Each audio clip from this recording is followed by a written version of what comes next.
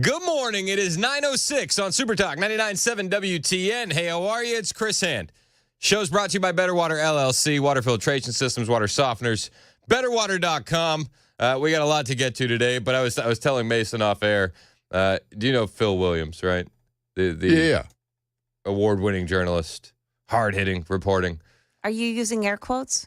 It should be. I'm definitely leaning heavy on the sarcasm.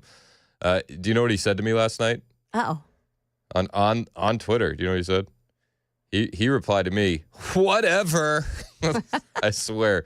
He posted this clip, and I like Phil Williams fine enough for somebody that I've never met or would want to hang out with.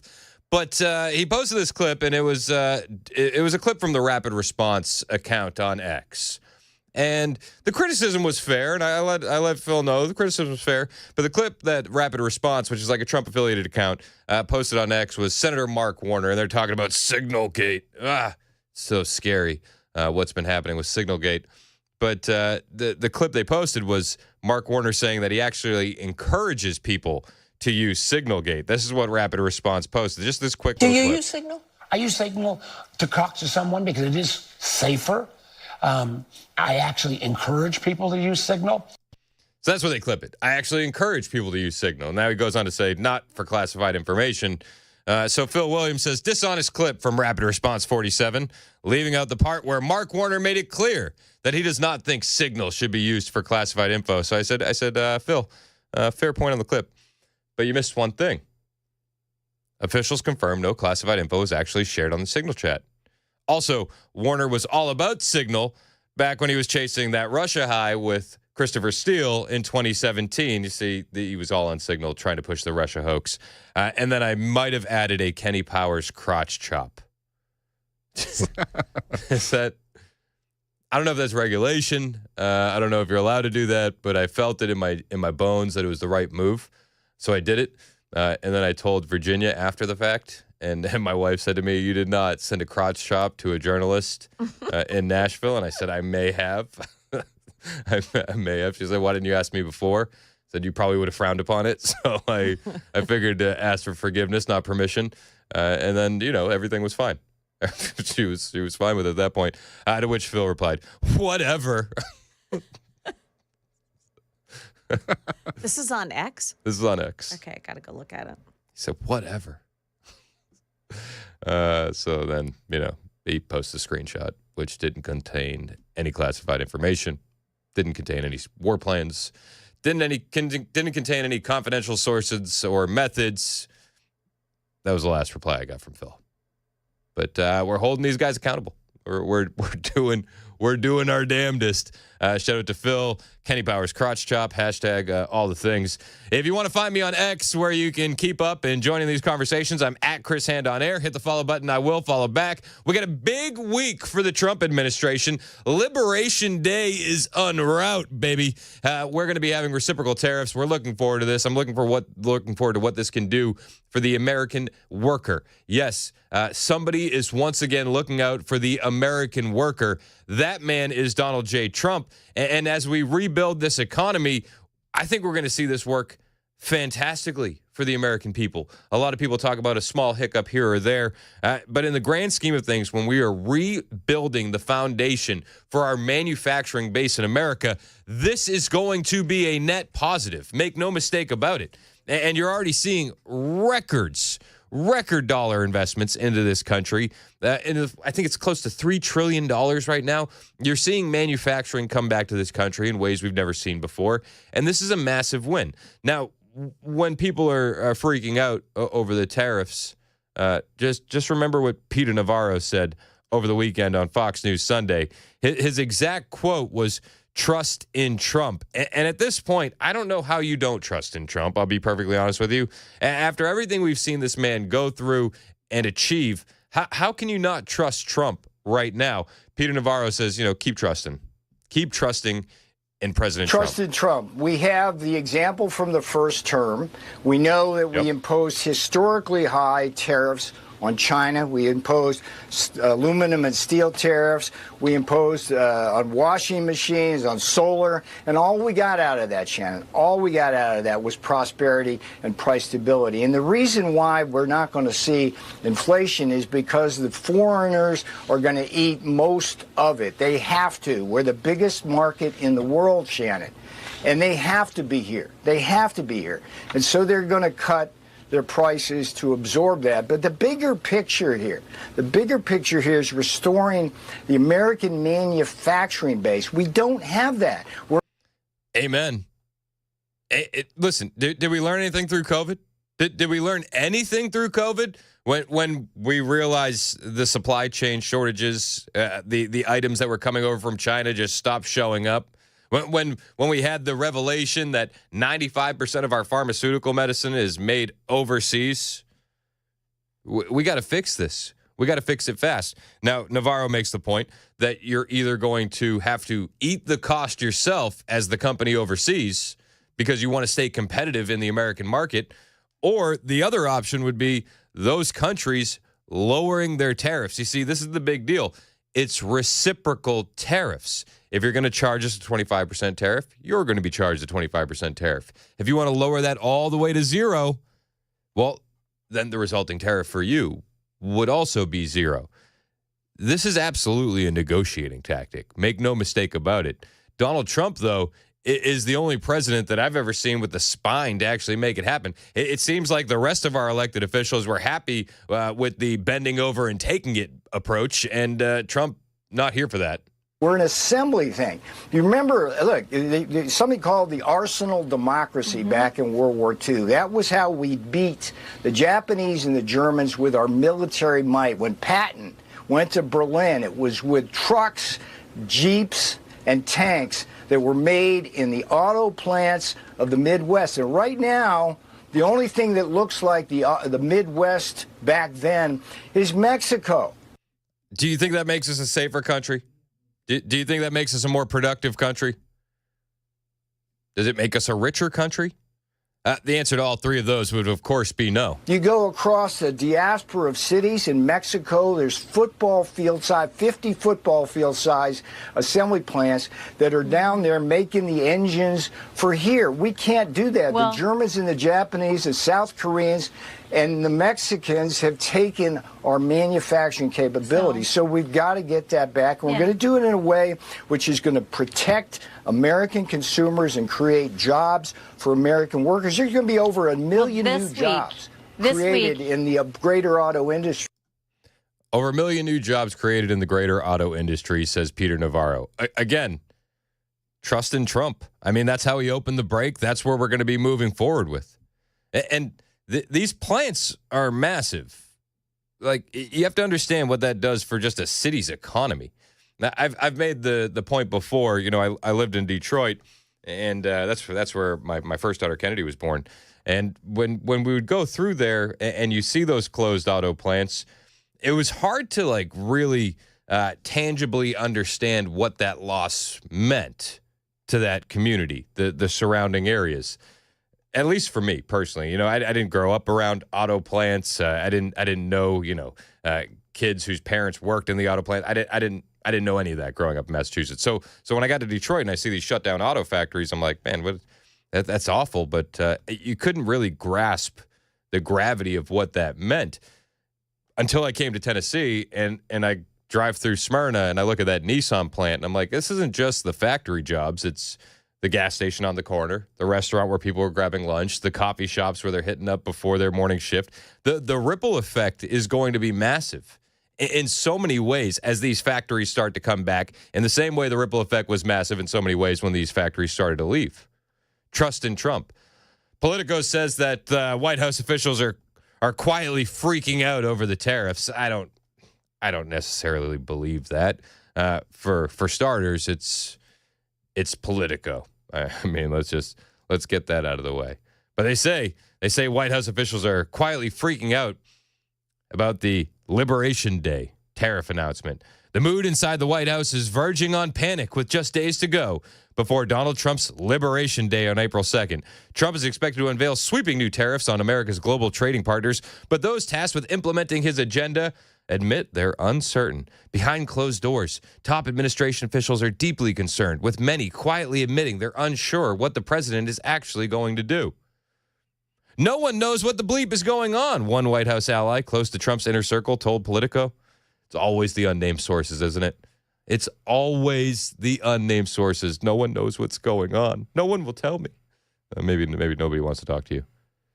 But they say from the vice president to the cabinet, from financial markets to foreign capitals, the Trump administration's aggressive new tariff push is triggering anxieties on a global scale, with even Trump's staunchest allies bracing for a chaotic rollout. I'll believe it when I see it. Politico. Now, Politico is also saying the tariffs might be smaller. Tariffs might be smaller than what we're ready for. And then you have other leftist outlets like the Washington Post saying the tariffs could be larger. The tariffs could be larger. And I'll just point to those two competing narratives and say nobody really knows what's going to happen. Nobody does. But if I was a betting man, I think Trump and his administration are firmly behind these tariff moves. I feel like they've game planned this out ad nauseum. And if you're going to tell me guys like Howard Lutnick or Peter Navarro are nervous, so I have some oceanfront property for you in Arizona that is up for sale, and I can get you a real good deal. But I don't think these guys are nervous one bit. Not one bit. This is what they've game planned on. This is what they've talked about. Now they're going to implement it. I'm here for it. And I think that we need to get this economy back working for Americans once again. As Peter Navarro said, trust in Trump. So that's, we're 2 days away from Liberation Day. They didn't want to do it tomorrow on account of the Aprils and the fooling. And they thought that was not a good look. So we got to wait an extra day to be liberated. That's where we're at currently. But I'm here for it, man. I am here for it. I'm excited for it. If nothing else, we're going to see leftist media melt down to epic proportions on Wednesday and Thursday as Liberation Day kicks off and as we see the fallout from Liberation Day. What kind of narratives are we going to see from the mainstream media? Probably things like Trump is going to tank the economy. Trump is putting American jobs at risk. Trump is hurting the American consumer. Can you see all these headlines now? I can close my eyes and I can envision the headlines. Trump, chaotic tariff plan, endangers the American consumer, right? These are the narratives that we're going to see being pushed out. Yet what Trump and his administration are quite actually doing are looking out for the American worker by protecting America first. It's a strange concept, but this is what we voted for. This was the mandate from the American public. This is what Donald Trump and his administration are acting on. We got a lot more to cover on the way. The mainstream media, they did their best to try to keep SignalGate a story as much as they could over the weekend. And over on, was it Meet the Press? I think it was Meet the Press. Meet the Press. Does anybody watch Meet the Press? I'll be honest with you. I see the clips. I don't watch it live. But Meet the Press, they were doing their damnedest to keep SignalGate going. So they brought on the one guy who knows more than anybody, Jeffrey Goldberg. Oh. Tell you what, I was watching the video. You look at Jeffrey Goldberg, doesn't look like a very impressive guy. Like, he doesn't seem like a cool guy. Not a guy that you'd want to hang out with by any stretch of the imagination. Then you start hearing him talking. He's just another whiny leftist. I'll bring you the clips from Goldberg trying to explain himself on Meet the Press next on Super Talk 99.7 WTN.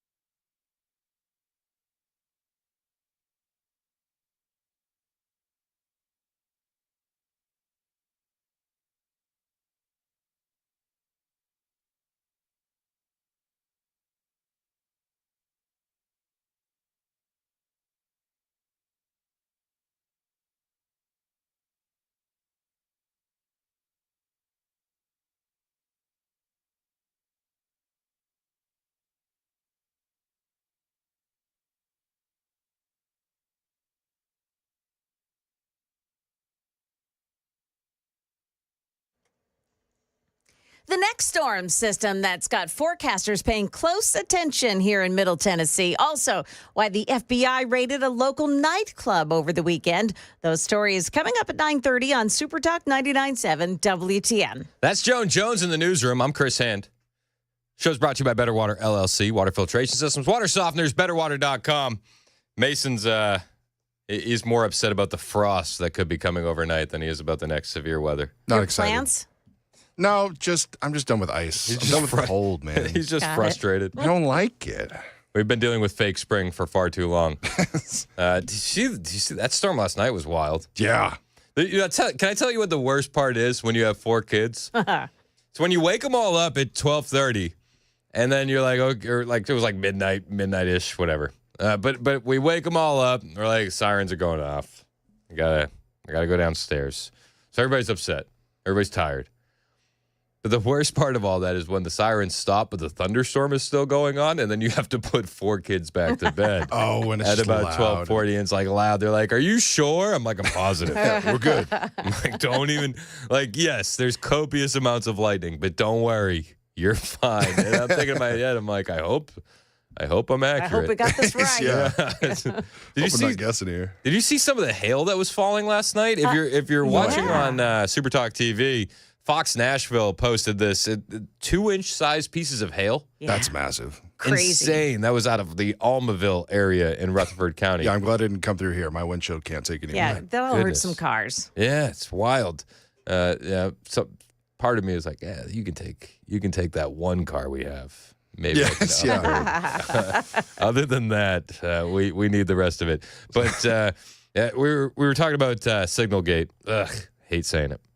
They tried to keep this a story over the weekend as much as they could, and they're doing it because they want to hurt the Trump administration. That's why they have all of their political operatives parroting the same talking points, like one Phil Williams in Nashville.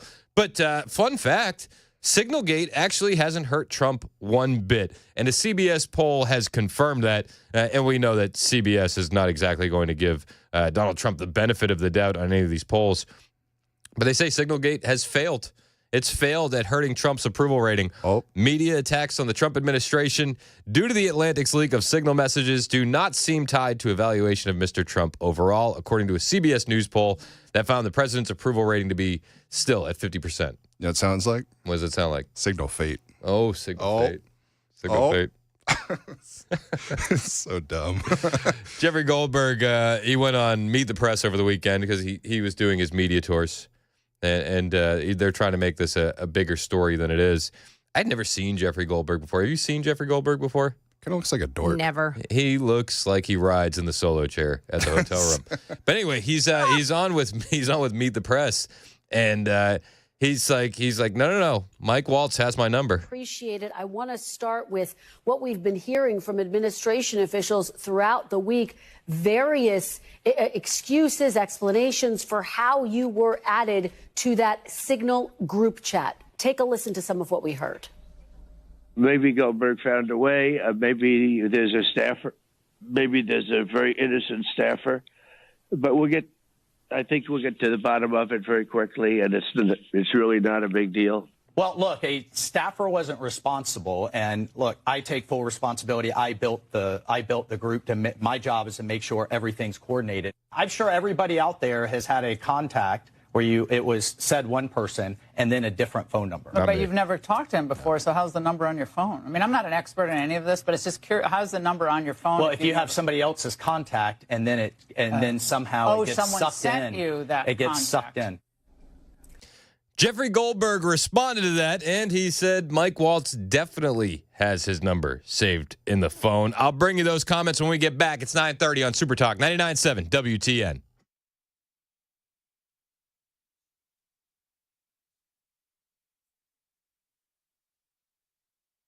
Good morning. It's now 9:30. I'm Joan Jones with your top stories. Got a crash this morning eastbound side of 40 at Charlotte's Pike, just a little bit past that. It takes out the right shoulder there. And then they're working on the potholes still this morning, 40 downtown The eastern split right at exit 213. The off-ramp right lane remains blocked off. Well, there are several hundred people who are still without power this morning, customers of Nashville Electric Service, maybe a few less at this point after last night's powerful thunderstorms. You'll also want to check with schools this morning. Some of them opened late. Channel 4's Stefano DiPietro tells us, though, he's watching a new system that's arriving in the mid-state. Wednesday of this week, that will continue actually until the weekend because of a large storm system coming into the mid-state that will stall and produce not only another severe weather threat, but multiple days of heavier rainfall. Now we're going to stay on top of this, so keep it here for all the latest on your weather this week. The FBI raided an Antioch nightclub early Sunday morning in connection with a drug and human trafficking investigation.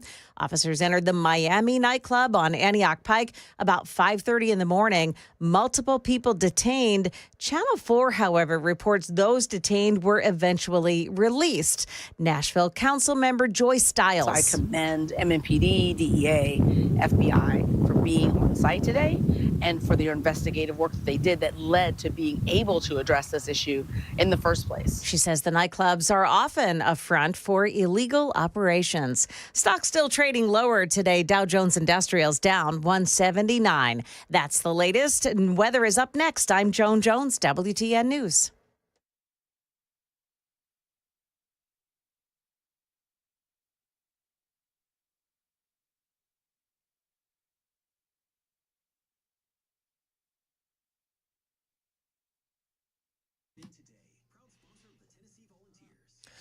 Spring rebate madness happening right now at Busy Bee Plumbing, Heating, and Cooling. Hey, it's Chris Hand, and I love my guys over at Busy Bee. I'm a Beehive member, and it gets me so much value. More on that in a second. But right now, at Busy Bee, all month long, spring rebate madness. You get a 17-SEER heat pump, and you get yourself a $800 rebate. You need to get a heat pump, 15 or 16-SEER. That'll land you a $500 rebate. Duct sealing or repair, $300 rebate. And Busy Bee will fill out the forms for you. All you got to do is sit back, relax, and wait for that to come in the mail. You can also get a $50 rebate for each tune-up you get. Now, if you do some quick napkin math, a Beehive membership comes with 3 tune-ups and costs $99 per unit.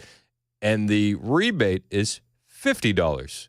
They're essentially paying you to become a Beehive Club member today, and it comes with so much value. Those 3 annual tune-ups, 10% off all repairs, front-of-the-line service, a $100 annual accrued replacement credit, no overtime or holiday fees, and exclusive Beehive member promotions. Call Busy Bee today. Tell them that you want to sign up for that Beehive Club membership. 615-775-7833, 615-775-7833, busybeehvac.com.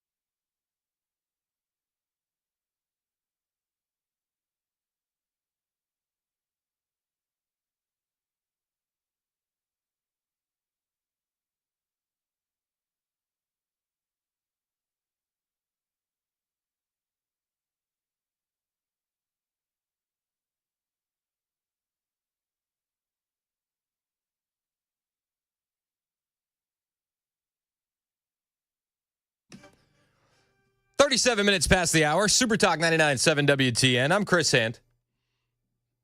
Show's brought to you by Better Water LLC. Water filtration systems, water softeners, betterwater.com. You can listen to us anywhere on the iHeartRadio app, the TuneIn app, the FM dial. You can watch us over on Super Talk TV. We are live currently on Facebook, Twitter, Twitch, and our personal favorite, YouTube, where you can join the chat. You can be a part of the conversation. And if you're watching on Super Talk TV, any of the audio elements that are in the show, you'll also be able to see the video elements to go along with them. Over the weekend, the mainstream media did their best. They did their absolute damnedest to continue Signalgate as a story. They were trying really, really hard. At a certain point, you just kind of feel bad for them.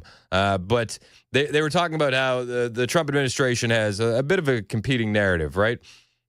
You have people saying it was an accident. Then you have other people, including the president, saying it was a staffer. Then you have Mike Waltz saying it wasn't a staffer, and he takes full accountability. I continue to go back to one thing on this Signalgate. Somebody added Jeffrey Goldberg intentionally. He was asked on Meet the Press about those comments of Mike Waltz's, where he said, I didn't have Jeffrey Goldberg saved in my phone. Jeffrey Goldberg called BS on that. I too would have to, and I don't want to agree with Jeffrey Goldberg too much here, but I would have to call BS on that as well. Somebody had the number saved. Who is the big question? Why he was added is the big question. I don't think it was accidental. Jeffrey, what do you make of those explanations? This isn't the Matrix. Phone numbers don't just get sucked into other phones. I don't know what he's talking about there. Very frequently in journalism, the most obvious explanation is the explanation. My phone number was in his phone because my phone number is in his phone. He's telling everyone that he's never met me or spoken to me. That's simply not true. I understand why he's doing it.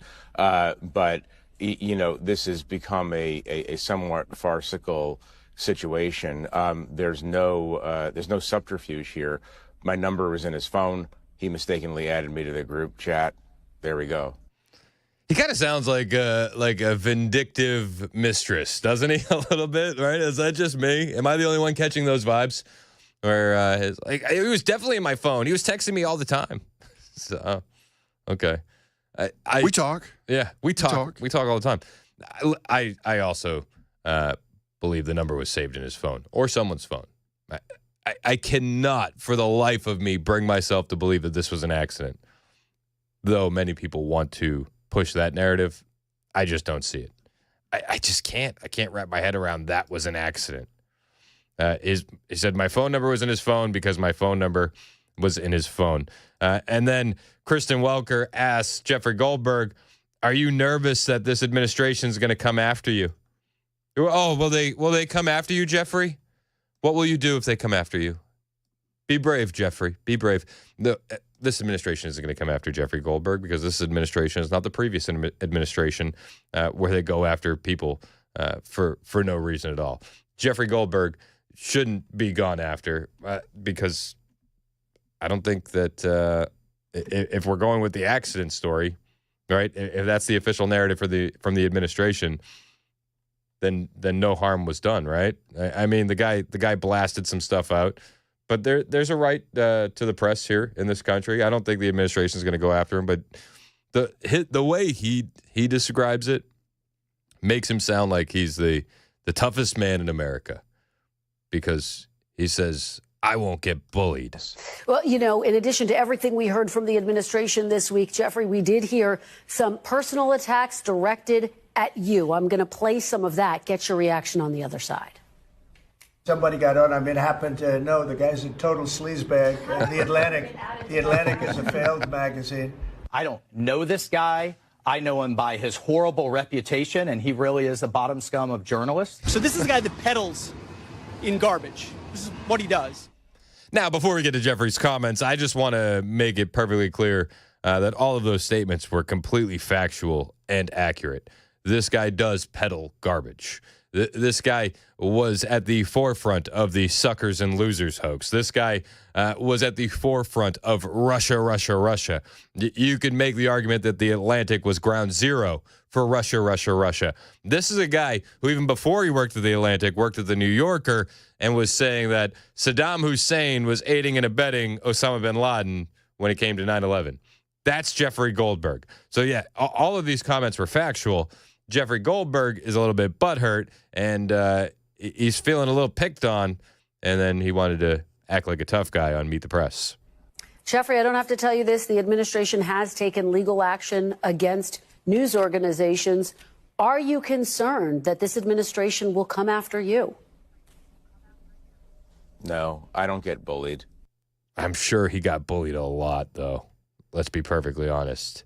If you're watching on Super Talk TV, does this look like the face of a guy that never got bullied? Seems like he's pretty accustomed to being bullied. I'm just being honest. Does this look like the guy that got a swirly or two, or was shoved inside a locker at one point in his life? I think so. I'm not worried about that. They're obviously being very, very silly there. There's a playbook that, and you know this as a journalist, I'm not the only journalist to be the target of these kind of attacks. When they do something wrong, they go on the attack and they attack the messenger. I mean, you're really throwing around the term journalist pretty loosely. You have pushed narratives. You have pushed falsehoods. It's factually proven throughout your career that you are pond scum of journalism. I don't.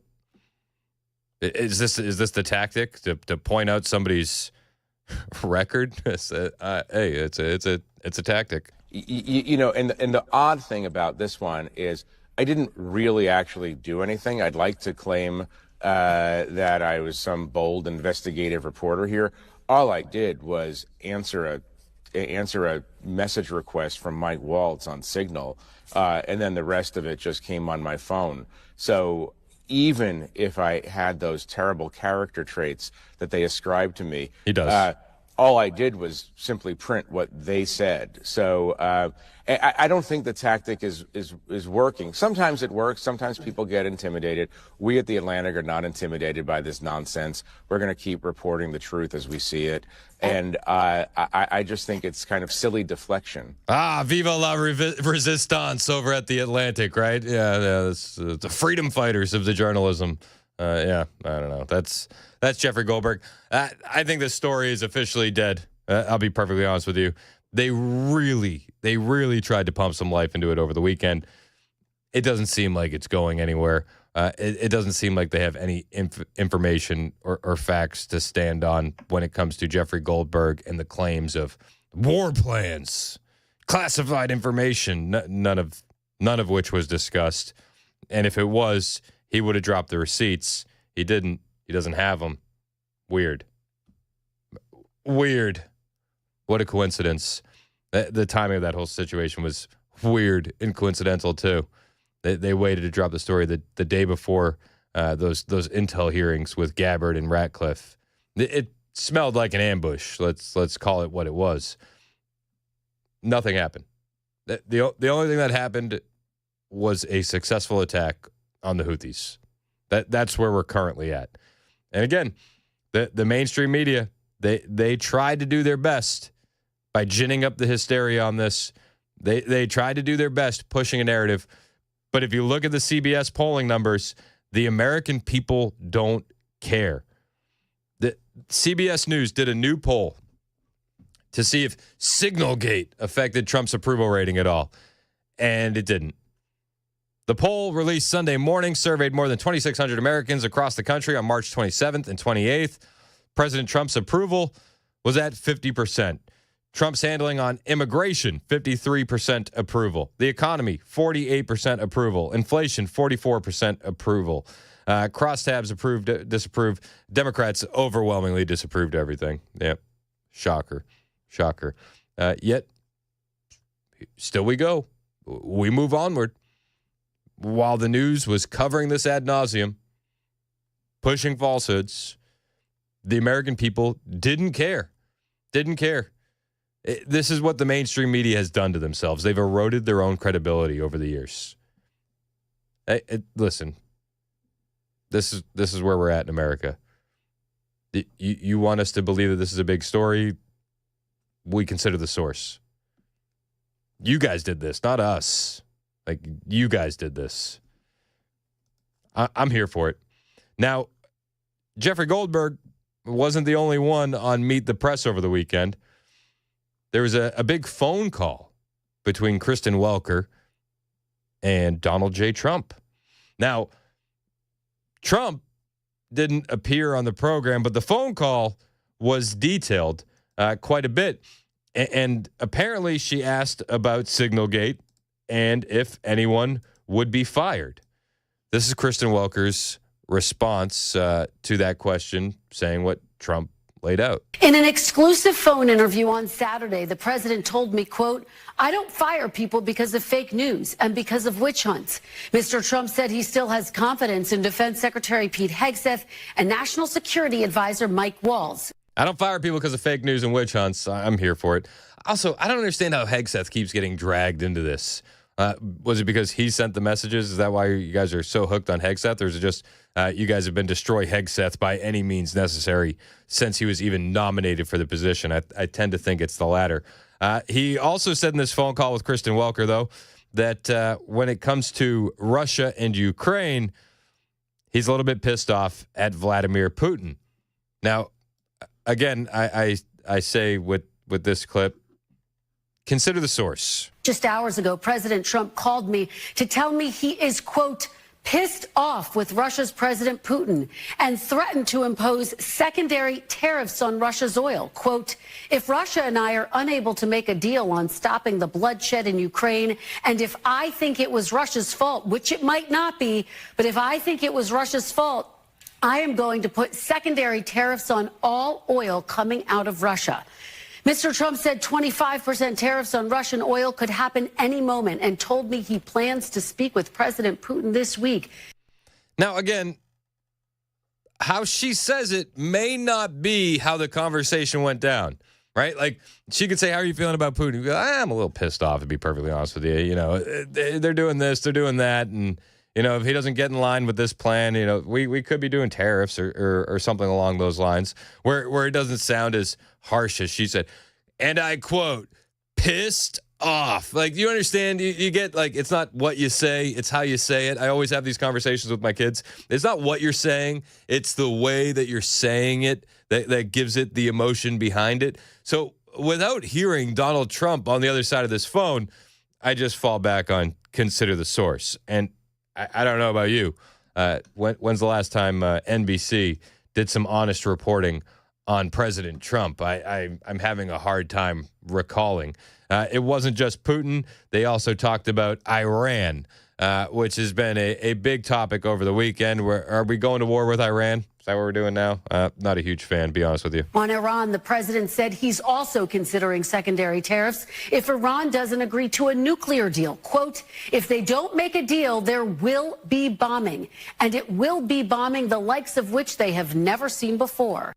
Again, how did he say it? What was the context? What was the lead up? What was the aftermath? Do you really want to go to war with Iran? No. I voted for Trump to keep us out of never-ending wars in the Middle East personally, and I don't see much benefit to going to war with Iran. No benefit at all. What's the benefit in bombing Iran?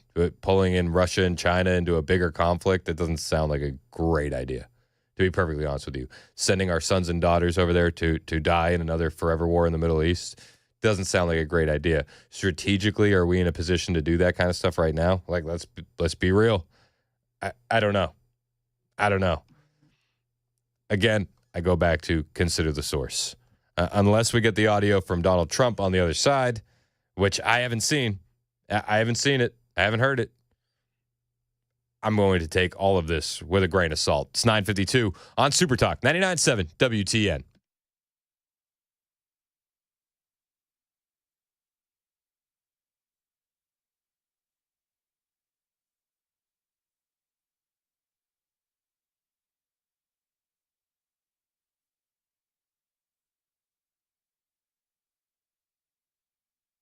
Hey, it's Chris Hand from my friends at the Wellness Institute, and they are offering a fantastic deal for you. The Big 47 deal in honor of our 47th president, Donald J. Trump. He didn't give up on us, so Dr. Mitchell, Dr. Ashley, they're not giving up on you with these battles in pain. Yes, you can have a life free of pain and enjoy the things you used to do. Be happy with your life. No more back pain, no more neck pain, no more tingling in your arms or legs, no sciatic nerve pains in the legs, no more weakness, no more sleepless nights. Just say goodbye to disc bulges, herniations, and spinal stenosis. And they do it all with their state-of-the-art non-surgical spinal decompression. If you got your back hurting because you've been carrying the team, it's time to look out for you. It's time to talk to Dr. Ashley, Dr. Mitchell, and get hooked up with that Big 47 deal in honor of Donald Trump. Give them a call today so that way you can kick off a pain-free life. You deserve it. 615-246-5009. That's 615-246-5009 to talk to Dr. Ashley or Dr. Mitchell. You're experts in living pain-free, or you can go to painisbad.com.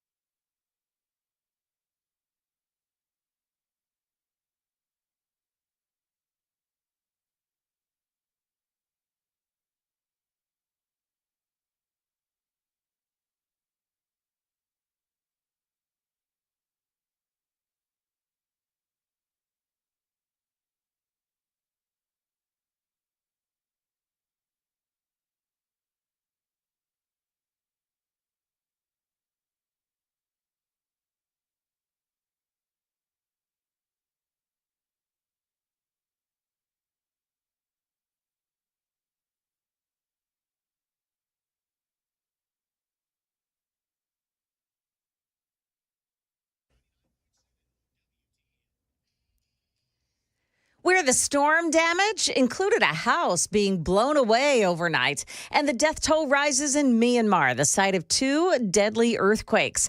Those stories coming up at 10 o'clock on Super Talk 99.7 WTN. That's Joan Jones in the newsroom. My name is Chris Hand. The show's brought to you by Better Water LLC, water filtration systems, water softeners, betterwater.com. On the way, I definitely want to talk about the border. We got some movement, some updates, and I think some interesting stories. At 10:35, Savannah Hernandez is going to be joining the show.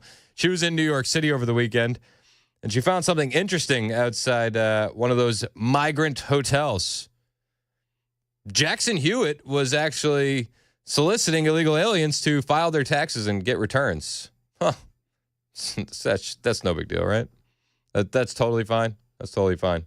Yeah, we'll talk to her at 10:30.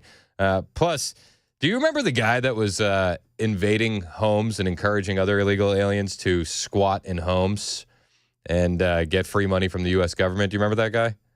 If you don't, he was a charming young fellow. And this is what he sounded like on the TikTok. I mean, just a dreamer, just a newcomer who wants a better life at the expense of American citizens. And he was encouraging others to squat in empty homes because, the government couldn't do anything about it. Update on this guy. He was deported.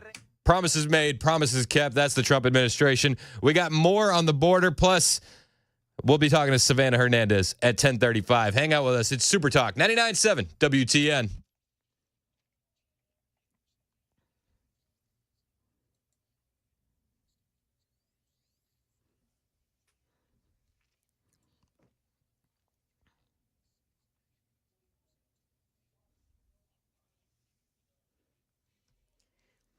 Hey there, 10 o'clock now. I'm Joan Jones with your top stories. A little more information this morning about a pothole repair that's been going on for a while this morning. This is on the bridge deck on the merge to between I-40 East and 24 East, right there at mile marker 213. TDOT crews are out there repairing a big pothole. They're patching it. They said there's no timetable for when that'll be over this morning, so be aware as you're rolling through that spot. Well, those powerful storms that rolled through Middle Tennessee last night may have sparked some tornado warnings. They left behind some storm damage too. And in Maury County, Channel 4's Danielle Ledbetter said some roads there are still especially dangerous this morning. Trees down, power lines down. It's leaving some roads impassable. So those roads this morning are Cross Bridges Road, Trotwood Road, and Old State Road. So if you have to go out this morning, just be mindful of those areas. They also said if you see power lines, do not pass them, just report them. And police are reporting that a home there in Murray County and a shed were blown away. This happened on Hampshire Pike. No injuries, however, thankfully. An 18-year-old man accused of trying to hit police officers with his car on multiple occasions. His name is Sujoy Kuaha Perry. He was reportedly wearing an ankle monitor at the time because he had been out on bond for a pool party shooting in July. Police say that on Sunday, he drove his truck toward an officer who was conducting a traffic stop in Mount Juliet. And as police pursued him, the man attempted 2 other times to target police with their vehicles with his. Eventually, they were able to disable his car using spike strips on Clarksville Highway. He's been charged with attempted criminal homicide. The world's richest man shelling out millions to people who had already voted in Green Bay, Wisconsin last night. The first check goes to Nicholas Jacobs. Elon Musk handed 2 Wisconsin voters a check for $1 million each last night, hours after the state Supreme Court rejected an attempt to block the giveaway. It's a win for Musk from the very court he's trying to shape. He and his political action groups have spent more than $20 million on the Wisconsin Supreme Court race, Musk claiming the future of humanity may rest on it. It's a big deal. Tuesday's election will determine the ideological tilt of the court, which is set to consider abortion and labor rights. That's ABC's Andrew Dimbert. The death toll from Friday's earthquake in Myanmar and Thailand now surpassing 1,700 as more bodies have been pulled from the rubble. In Bangkok, crews are desperately combing through the heap of a collapsed skyscraper that had been under construction. Workers are moving from the top down and back up again using shovels. There's heavy machinery here to remove pieces of debris in the hope of finding any survivors. And also here at the site, there are anxious family members just waiting for any kind of answers. I just spoke to a man who was showing me the dozens of missed calls that he'd sent his sister on Friday when he got the news. She was an electrical engineer on the 7th floor. She'd only started working there 2 weeks ago. Many tragic stories. ABC's Brett Clinnett there reporting. The Dow Jones Industrials now down, but just 28 points. That's the latest news. Weather is next. I'm Joan Jones, WTN News.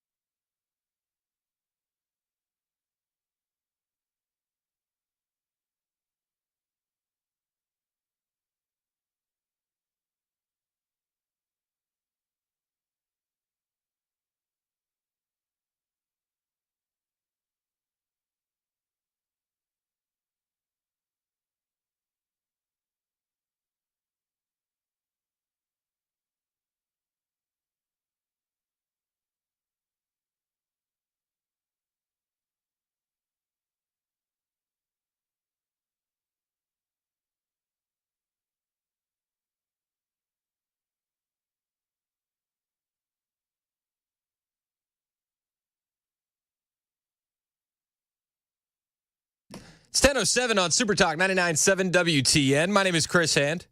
The show is brought to you by Better Water LLC. Water filtration systems, water softeners, betterwater.com. We love those guys.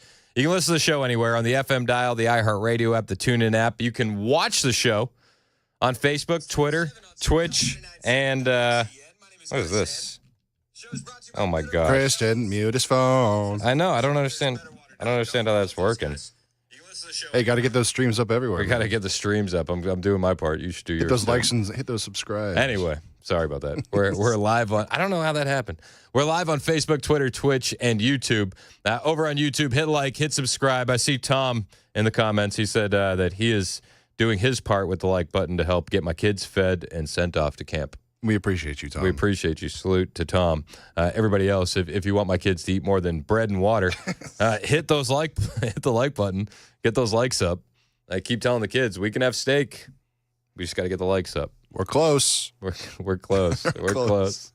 So hit like, hit subscribe. We do appreciate it. All right. CBS poll: most Americans approve of Donald Trump's handling of immigration, and his deportation program is still. Wait for it. Oh, it's still a net positive. You know that it had to pain CBS to admit this on Face the Nation over the weekend. But the truth, man, the truth shall set you free. About balance. And the things that are going well in the public mind for him is his handling of immigration, which is still net positive, and his deportation program is still net positive and popular. Yeah. Oh, weird. Americans don't want illegal aliens roaming about their country, wreaking havoc on unsuspecting individuals like Laken Riley or Rachel Marin or Jocelyn Nungary. Yeah, color me shocked that Americans support this man. These people act like it's a surprise. CBS, I know you didn't really cover the border crisis under Joe Biden, but you had to be at least a little aware of it. Is this really surprising to you? It shouldn't be. It shouldn't be. And I think the American people are just going to get more and more pissed off as time goes on. Now, when you look at the numbers in the grand scheme of things, we haven't deported a lot. We're still on rookie numbers. We still got to get those numbers up, and sooner rather than later. That'd be nice. I think the American people are going to get fed up though as they start to see some of these breaking stories. Savannah Hernandez, who's going to join the show in roughly 25 minutes. She's gonna tell us about what she saw over the weekend in New York City, where Jackson Hewitt employees were caught coaching illegal aliens on how to get tax refunds, whether they are, and I quote, working or not. It's a beautiful thing, right? It's beautiful. Yeah, no, Americans, they support the deportation efforts. Absolutely. Unless you're an American that listens to Jasmine Crockett, which, full disclosure, very, very small percentage of people. But she was talking about illegal aliens and how illegal aliens are drawing on Social Security. And she says, that's not a big deal. She said, illegal aliens contribute billions of dollars in taxes, so we got to let them get Social Security. To be clear, undocumented folk contribute approximately $100 billion in taxes. They pay into Social Security, and they don't get to draw down on it. So stop, again, allowing them to divide us and to demonize them. Except they are drawing down on it. Yeah, they are getting checks. They are. Elon and Doge have illustrated that quite succinctly, actually.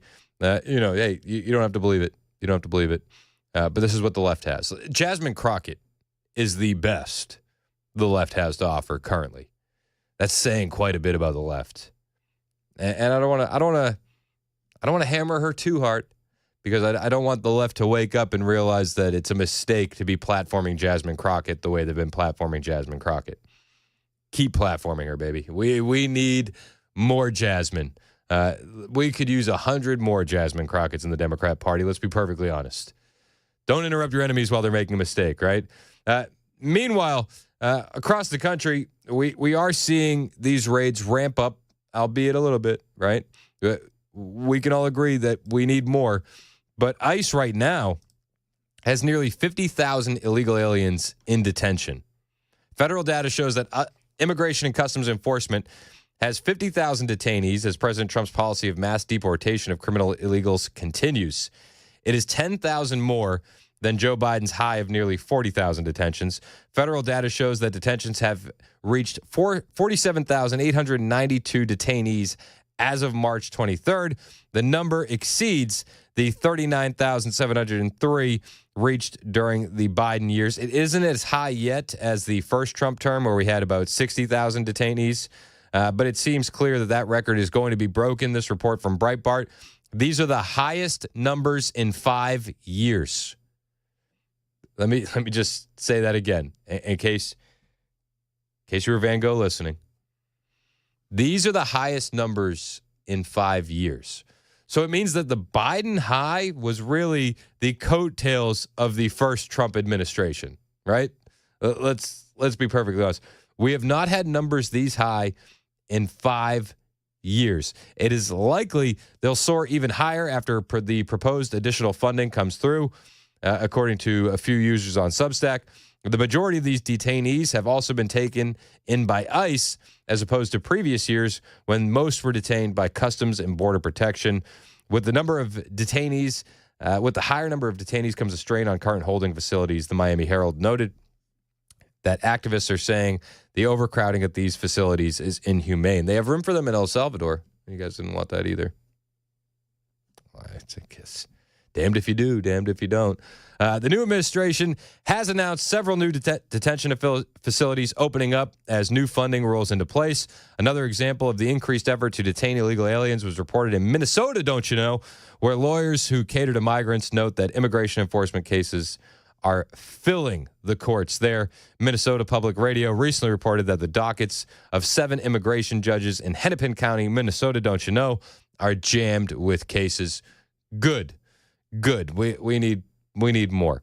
Now, here's a crazy story about somebody detained by ICE. A Harvard medical researcher.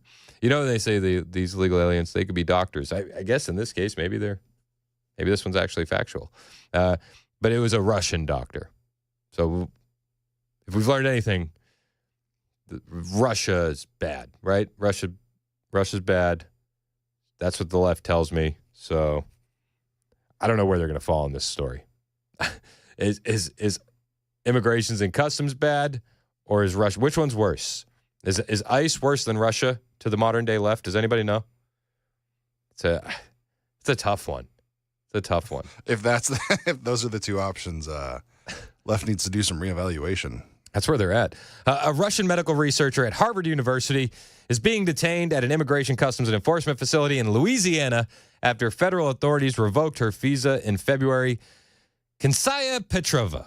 I know I'm butchering it. Do they say K's in Russian? I don't know. Yeah, I think so. I don't know. It's like Ksenia. Sanaya? Ksenia? Let's go with Ksenia. That sounds more Russian. Yeah. Ksenia Petrova was attempting to return from Paris when federal authorities discovered undeclared frog embryo samples in her luggage. You understand what she was probably planning to do with those frog embryos. You know that, right? Yeah, lead a 10th grade biology project. I was going to say turn the other frogs gay. But yeah. I mean, you could also be right. She was found with undeclared frog embryo samples in her luggage. Petrova said she picked up the embryos in Paris to be brought back to Harvard and was allegedly unaware that she needed to claim them at customs. Her attorney, Gregory Romanovsky, told NBC News she was apprehended at Boston Logan Airport on February 16th, where U.S. authorities revoked her visa. A DHS spokesperson told NBC News that she was lawfully detained after lying to federal officers about carrying a biological substance into the country. A subsequent canine inspection uncovered undeclared petri dishes, containers of unknown substances, and loose vials of embryonic frog cells, all without proper permits. This sounds nasty, right? Doesn't that sound nasty? Just rogue petri dishes, just rifling through her purse. Ugh. Like, can you grab me the chapstick out of my purse? It's like, yeah, no problem. Oh, sorry, you have a lot of frog embryos in here. Jeez. She knowingly broke the law, took deliberate steps to evade it. A spokesperson has said, according to Romanovsky, CBP initially presented Petrova with two options: either return to France and reapply for a visa, or be deported and prohibited from entering the United States for a period of 5 years. She expressed fear of deportation back to her home country after she was arrested in Russia in 2022 for protesting Putin's invasion of Ukraine. Her lawyer said if she returned to Russia, she'd almost certainly be jailed, citing concerns of political persecution. Romanovsky also claimed that the U.S. authorities revoked her visa without following normal protocol, explaining that similar situations have resulted in CBP seizing the items and issuing a fine. You're bringing in frog embryos, so there's not a. I don't think that's finable at this point, right? Biological substances. If we've learned anything over the past few years, especially with the pandemic, no, that should be a huge hard stop. You can't come in. Wild story. As updates become available, we'll keep you updated on it. Equally as wild, in Washington State, I think we've talked about this before. They want non-citizens to become law enforcement officers. Have you remember this story? Washington State Sheriff is taking a firm stand against it, however. It's a proposed bill that would permit non-citizens to become law enforcement officers, granting them the ability to take away the constitutional rights of U.S. citizens. Yeah, make it make sense. It doesn't. Now, To be clear, these would be individuals on work visas and not individuals who paid coyotes exorbitant amounts of money to get them over the border. That being said, non-citizens becoming law enforcement officers enforcing the law on U.S. citizens doesn't exactly sound right. It doesn't necessarily pass the sniff test. And Keith Swank, the sheriff of Pierce County, urged state lawmakers to reject that legislation, asserting last week that non-citizens should never be allowed to hold such positions of power. The sheriff made it clear that if the bill were to pass, his office would reject all applicants who are not American citizens. Swank assumed office in January, wrote about the matter on X, saying SB 5068 allows police agencies to hire non-citizens to be police officers and deputies. This means that non-citizens will be able to take away the rights, detain, arrest, shoot, kill U.S. citizens. I'm shocked that every state senator voted for this bill. Well, that's Washington for you. That's a leftist hellhole if I've ever seen one. The Pierce County Sheriff's Office will not be hiring non-citizens under my watch, he asserted. Pierce County is a politically moderate county adjacent to King County, which encompasses Seattle, which, as you could imagine, is one of the bluest hellholes out of all the blue hellholes we have in this country. SB 5068, under that law enforcement agencies in Washington state would be required to consider applications for any person who is legally authorized to work in the United States under federal law for any office, place, position, or employment within the agency. The bill, backed by Democrats, significantly broadens the pool of non-citizens who can be hired, extending well beyond green card holders who are considered lawful permanent residents.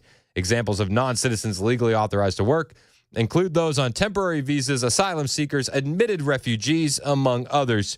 Proponents of the bill claim that the legislation would address staffing shortages stemming from the 2020 defund the police movement, which you could argue hurt yourselves. Like you caused these staffing issues yourselves with far leftist radical policies, and now you're going to try to fix these issues that you caused yourself with far leftist radical policies by enacting more far leftist radical policies.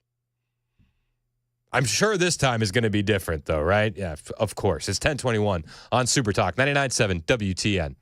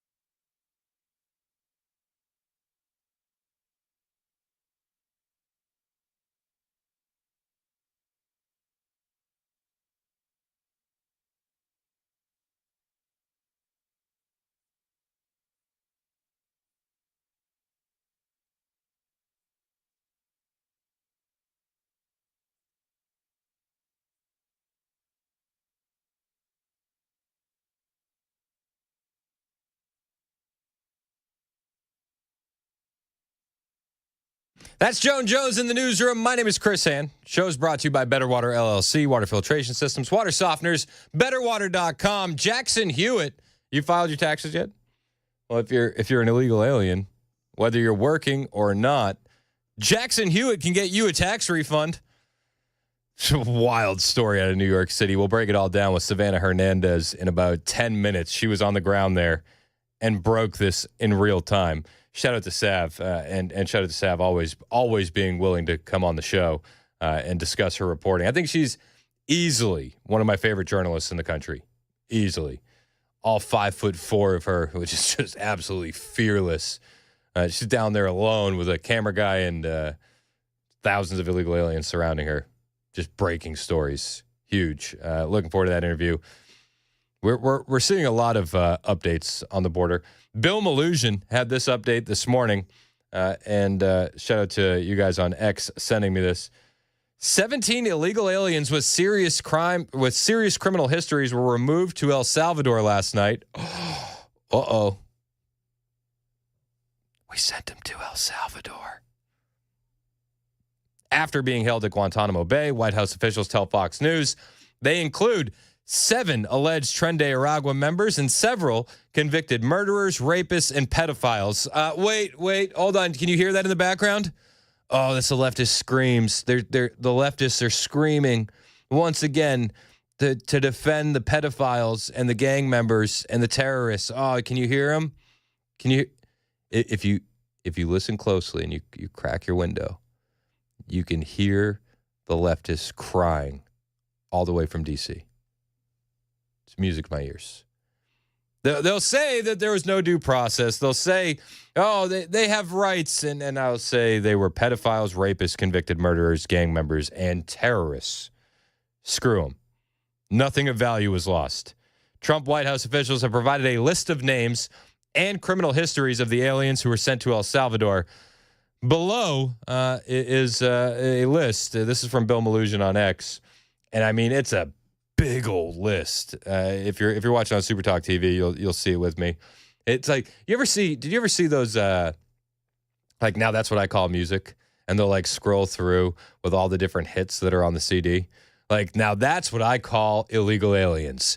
El Salvadoran nationalist who was convicted of homicide, a Venezuelan national alleged Tren de Aragua leader with pending drug charges. White House provided photos of him with crown tattoos. That can mean Latin kings, right? The crown is Latin kings, gangs.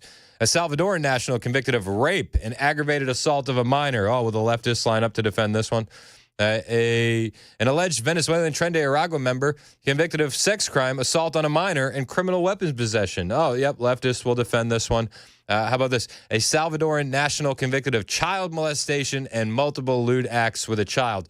Will Jasmine Crockett get behind a podium and scream about due process for this individual? A Venezuelan self-admitted Tren de Aragua member. Well, he admitted it himself. The left will say no evidence. A Salvadoran national convicted of sexual assault of a minor. El Salvador is too good for these individuals that are raping minors. Let's be perfectly honest. The only acceptable punishment is wood chipper feet first. We just need to get it passed into law. A Salvadoran national convicted of homicide, negligent manslaughter. A Salvadoran national convicted of sexual assault. A Salvadoran national convicted of aggravated sexual abuse of a child. The left will defend these individuals' right to due process, and they'll cry and scream and say that they don't belong in an El Salvadoran prison. I don't think they belong there either. I think they deserve something much, much worse. And there's more. A Salvadoran national convicted of aggravated sexual abuse of a child. A Salvadoran national convicted of sexual exploitation of a minor under age 13 and aggravated assault. A Venezuelan national alleged to be a confirmed Tren de Aragua member, convicted of prostitution and recruiting. A Venezuelan alleged Tren de Aragua member convicted of unlawful detention and disorderly conduct, and a Venezuelan Tren de Aragua member, alleged Tren de Aragua member, with pending charges for discharge of a firearm and theft. The left will line up to defend these individuals. And Jackson Hewitt will line up to give them a tax refund. Yeah, that story's wild. Breaking out of New York City over the weekend. Savannah Hernandez was down there on the ground as this was all unfolding. Jackson Hewitt employees saying, whether you worked or not, Whether you're a citizen or not, I can get you a boatload on your tax refund. We'll talk to Savannah Hernandez about that when we get back. It is 10:30 on Super Talk 99.7 WTN.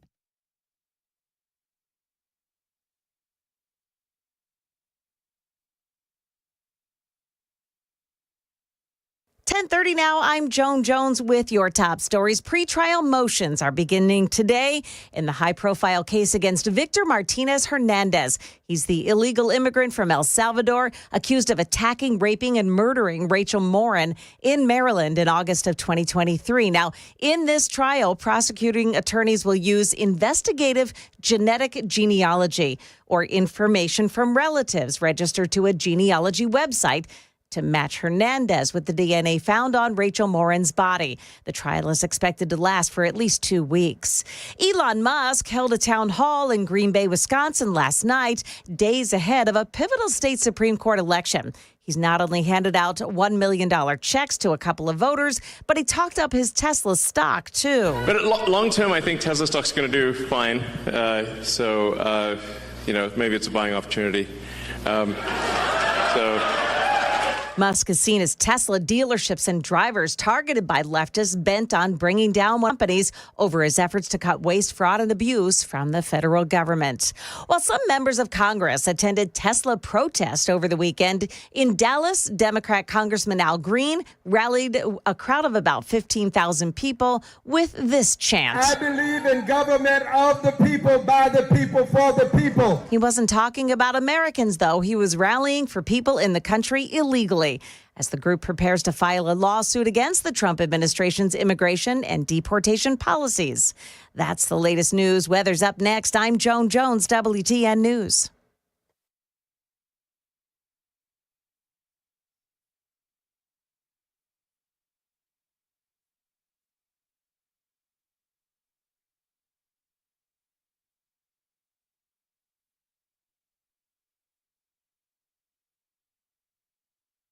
Looking to upgrade your kitchen? Discover Cabinet Solutions in Hendersonville. We've got solutions.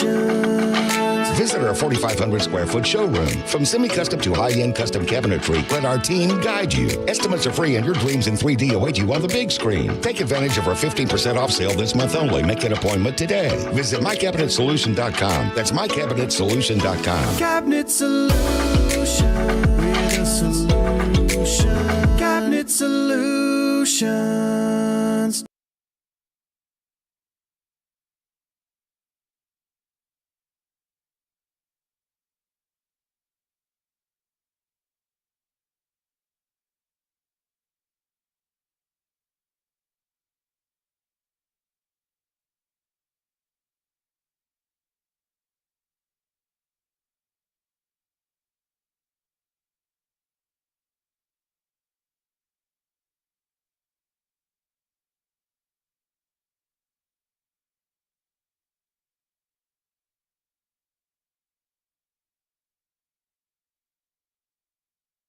Did you know you're overpaying for your health and wellness products? With over 20 company-owned brands offering its members vitamins, supplements, wellness, and skincare products, you're able to save up to 70% off retail. Members Nutrition can't change your life, but we can change the way you live.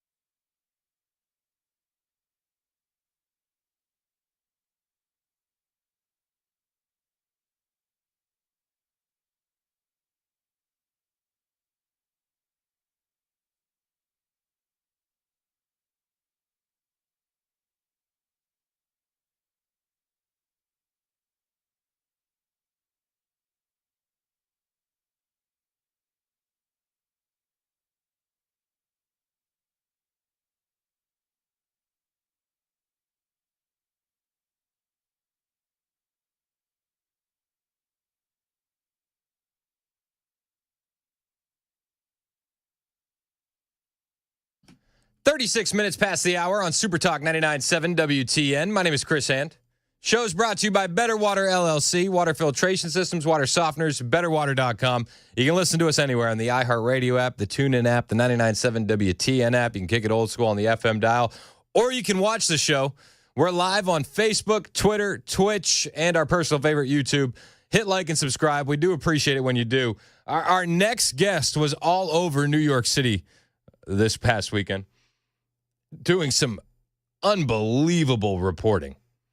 And what she found outside of the Roosevelt Hotel will shock you.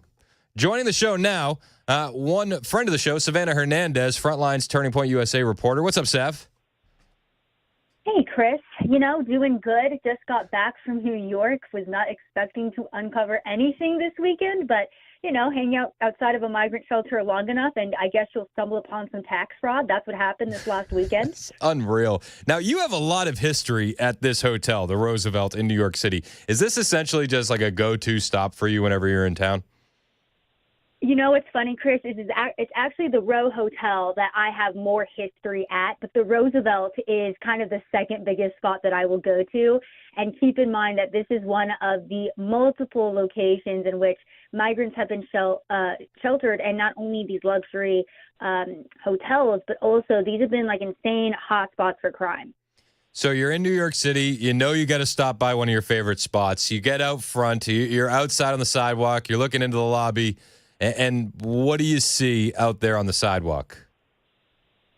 Sure. So again, every single time I come to New York, it's been one of my focuses because, of course, that's kind of been the epicenter of the illegal immigration crisis, because New York is the place to be, right? You're going to get a free hotel, free plane ticket, free medical care. They'll even give you a free Metro card so you can get around New York for free. So I'm outside of the Roosevelt just to check in on how the crisis is doing. I know that Trump is in office now, but of course, many of these sanctuary cities across the U.S. are defying ICE efforts and federal immigration law. Roosevelt, of course, still filled to the brim with illegal immigrants. It is set to close in June. However, multiple other shelters are still opening up throughout New York, just out of the city to kind of hide the problem. So I wanted to check in, before these migrants get transferred, and lo and behold, I see this man tabling and handing out these papers. I didn't think anything of him, but as soon as he figured out I was a journalist, he got really suspicious. He handed me a paper. He ended up taking it away. And of course, I immediately knew that there was something going on here, because typically, Chris, when I go and point a camera on a public street, if people are doing something that's illegal or kind of shady, they usually start freaking out about the fact that they're getting filmed. Yeah. This is exactly what this man started doing. I was not suspicious of him at all. I actually didn't even care that he was there. But because he started acting so strange and started taking away all of the information from me that he had previously given, I was like, what's going on here? And lo and behold, he was coaching illegal immigrants on how to receive up to $14,000 in tax refunds this tax season. Nice. And you don't have to be a U.S. citizen to get that tax refund check. Yeah, apparently not. And this is just absolutely insane, because I am sure that everybody in this audience shares the same sentiment that I have when it comes to tax season. It's horrific. Nobody likes having to do taxes. Nobody likes to have to pay the government money. And then apparently we have migrants that are being coached on how they can claim their children. And if they have up to 3, can receive up to $14,000 in, again, tax refunds, whether they're working or not. This is something that the paper explicitly stated. Now, I actually looked into the history of Jackson Hewitt to see if tax fraud was something that was, maybe tied to their company. And I actually found out that back in 2007, they ended up costing the IRS $70 million because franchise employees out of Chicago had essentially filed fraudulent tax returns. They were fake, they were inflated, they were creating fake W-2s, they were having customers illegally claim dependents using borrowed Social Security numbers. The DOJ actually sued them for this, and of course, none of that $70 million was ever recovered either. But I wanted to kind of see, is this something that's new? How does tax fraud happen? And is this company tied to it? Answers, all of which were very apparent that this has been an issue for a long time. That's insane. And I'm hung up on the working or not you can get a tax refund. Working or not? Yeah, I was hung up on that too, Chris, because, you know, I was out there working on a Saturday and I was like, I'm sorry, where is somebody outside of my house trying to coach me on how to get $14,000 back from the government, Amen. whether I'm working or not? That's never happened to me as an American citizen. I've only been told, hey, by the way, we just hired 47,000 IRS agents under the Biden admin that are going to come after you if you don't declare $600 worth of income that you got this year. Yeah, it's insane. And then there's protests happening all weekend in New York that you were also covering, but they're not protesting the things that they should be protesting. Like I think Americans should be out there protesting Jackson Hewitt currently, if I'm being perfectly honest. But in New York City over the weekend, they were actually they were just protesting Tesla. Yes, it's so crazy to be in New York, Chris. It's like an alternate universe where you have migrants getting tax refunds, and then on the other side of the aisle, you have Americans who are trying to attack Tesla and attack Elon Musk for exposing this fraud. Now, just yesterday as well, I don't know if you saw this, but he was giving a presentation in Wisconsin, Yes. and apparently the government has been handing out these non-citizen Social Security numbers. I don't even know what that means. How do you get a Social Security number if you're not a citizen? I don't know. But apparently back in 2024, over 2.1 million of these Social Security numbers were issued to illegal immigrants. So, you know, the timing of the story was kind of perfect because so many people were commenting like, you know, this fraud, it's going on. Elon Musk is trying to cut Social Security, this and that, blah, blah, blah. You have the protesters trying to push this narrative. But the reality of it is we the people have been defrauded of hundreds of billions of dollars every single year via, again, tax fraud and the IRS. You have illegal immigrants who, come on, Chris, we have been footing the bill for these people to not only fly across the country, but to stay in luxury hotels, to eat for free, to have free transport throughout New York City. I mean, I'll never forget covering the Row Hotel back in 2022, and the whistleblower who was working there saying, yeah, you can see the ball drop from the rooms here because that's how close they are to Times Square. Imagine how much money it would cost you to pay for a hotel in New York so you could see the ball drop from your room. Migrants are getting all of this for free, and on top of it, now they're also getting coached on tax refunds. It's just such a slap in the face to the people. And, you know, our greatest American revolution started because of taxes. Maybe we start another one because what the hell is going on in this country? I mean, when you think about how the revolution started over a 2% tax on tea, and then you realize that illegal aliens who aren't working are going to get a tax refund, it's like, what is... How far we've fallen. It's insane. It's insane. So I guess what happens next in the Jackson Hewitt story? Where do you go from here? Like, I mean, this is it's clearly a massive story, but like from like a reporter standpoint, what's your follow up and where do you go next? Absolutely. And, you know, I've been thinking a lot about this, Chris, because independent journalists like myself for the past 4 years, even longer than that, have been catching straight up criminal activity on camera. We have people admitting to criminal activities. We have shown the politicians who are currently still circumventing federal immigration law. We've done the work, and now it's time for the DOJ to step up and start making arrests. So to be quite honest with you, I feel like I can follow up with Jackson Hewitt. I have followed up with them. But at the end of the day, until the DOJ steps up and starts making arrests and starts holding people's feet to the fire for criminal, illegal activity, you know, as a journalist, like I've done my part. I'm hoping that the DOJ now starts utilizing more resources to go after a lot of the people that independent journalists have been highlighting over the last couple of years. I mean, let's keep our fingers crossed, but how much hope do you have in the DOJ currently? What's like, how much faith do you have in them to go after something like this?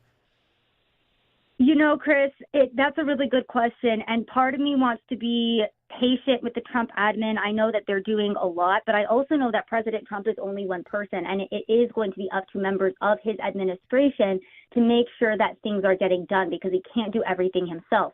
Yep. Now, let's not forget that when Merrick Garland was the head of the DOJ, within weeks, you had hundreds of January 6ers that were arrested and thrown in jail, okay? So Merrick Garland, at the head of the DOJ, was persecuting his political opposition, was throwing innocent Americans in jail. He was utilizing the full force of his power.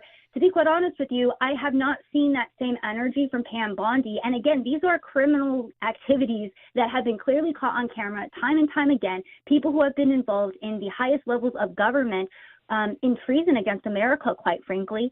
So I don't know. I would like to see more arrests from the DOJ, FBI. I know that there's a lot happening. Maybe there's stuff going on behind the scenes. But overall, just in terms of what we saw from Merrick Garland's DOJ versus Pam Bondi's DOJ, I do feel like the actions are very different, and I am trying to be patient. But as of now, I am hoping and praying for more. I mean, I'm with you on trying to be patient, although I do get frustrated every time I see her on Fox News and we have a lack of criminal charges on a lot of different things. And then I tell myself, well, we see Tom Homan on Fox News. Maybe you're just, this is in your own mind and you're building this up. But I'm kind of with you. Like, at what point does the patience turn into frustration? Yeah, exactly, Chris. And you know what? So back in 2022, I did a story on MVM Inc. Now, their CEO is a prime person to bring into a hearing and to potentially bring criminal charges against, because he was involved in the human trafficking of children across the United States of America. Let's not forget that 300,000 migrant children were lost under the Biden administration. This was one of the companies that was federally funded that was directly tied to this activity. So, I mean, it's funny that we're having this conversation, Chris, because for the past couple of weeks, I've, been walking this fine line of okay, when is it time to start putting pressure on the admin? They are doing a lot of good things. Yeah. But also, I do feel like this is a once-in-a-lifetime opportunity. I mean, we worked tooth and nail, every single American citizen, to get Donald Trump into office, and he has the mandate. So I would like to see the DOJ start utilizing their power more. And again, I do look at the comparison of the Biden DOJ versus the Trump DOJ, and I feel like we are not making arrests as we should be. Yeah, and for me personally, it was always the AG position was always going to be prove it, because it's like I fell for this one too many times. Like Jeff Sessions is going to be the guy to do it. Not so fast. Bill Barr is going to be the guy to do it.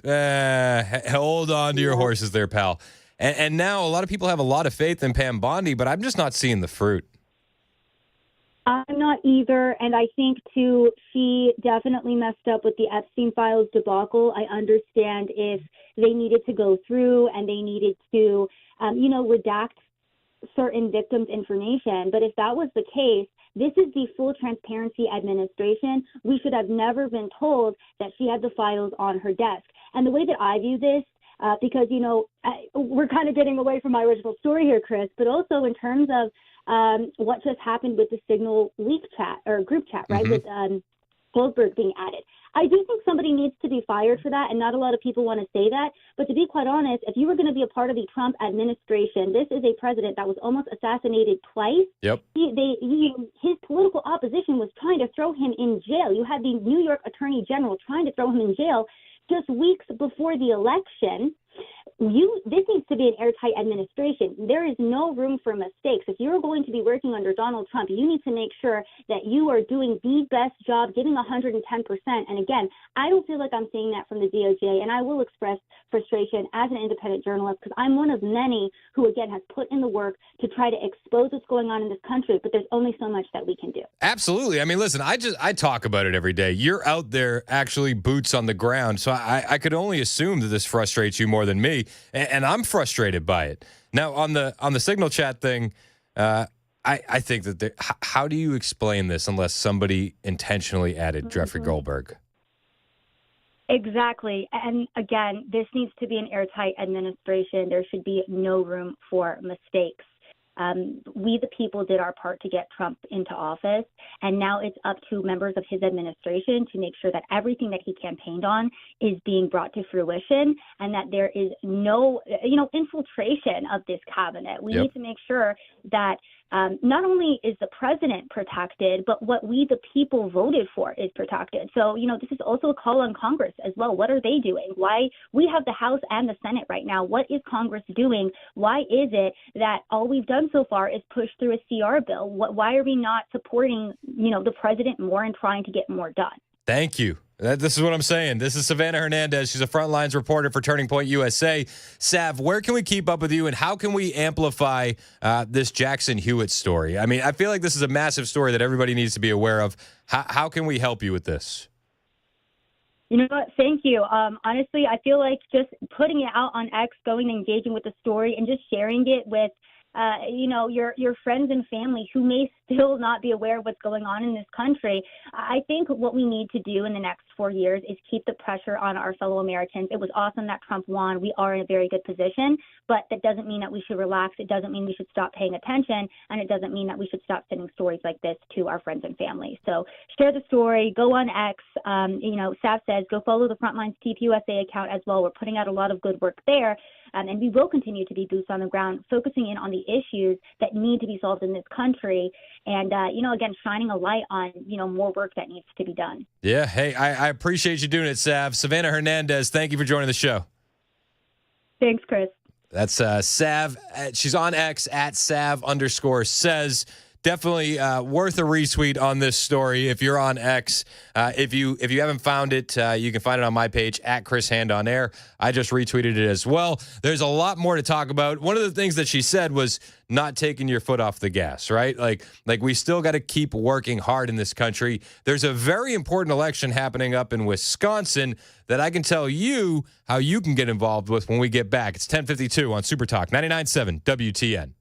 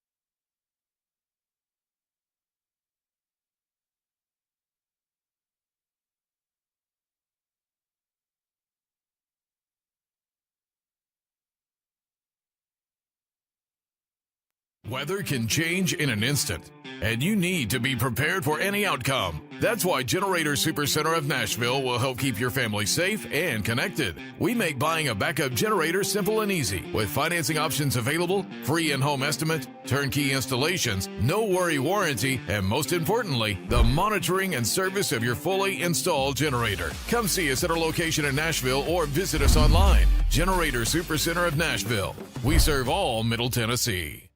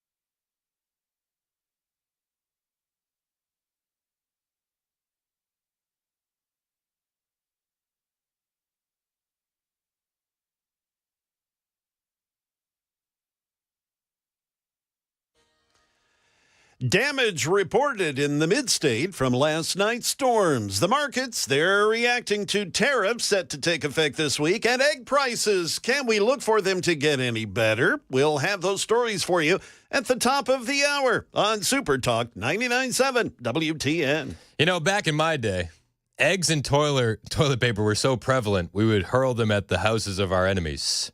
It's Super Talk 99.7 WTN. I'm Chris Hand. The show is brought to you by Better Water LLC. Water filtration systems, water softeners, betterwater.com. We were talking with Savannah Hernandez moments ago. She sent me a message off the air. She said, well, I didn't plan on coming out against Pam Bondi today, but I was on the Chris Hand show, so what do you know? I said, it's actually pretty on brand for my show. We've been calling out Pam Bondi. We're giving her grace, and I hope that she does something soon. But when you listen to that interview with Savannah Hernandez and the way she points out Merrick Garland going absolutely ham arresting J6ers, why we can't have the equal amount of force applied to the left is insane. It's insane. You have all these investigative journalists out here doing her damn job for her. No criminal charges. None. Sloppy. I heard she was on Fox News, though, this morning, so maybe I missed some big revelation. Maybe, or it's just another one of her appearances. Honestly. And people have been asking about the Epstein files. What happened to the Epstein files? Confidence in the DOJ? Just check the Epstein files. And a lot of people wondering what's the status. Well, they're currently redacting.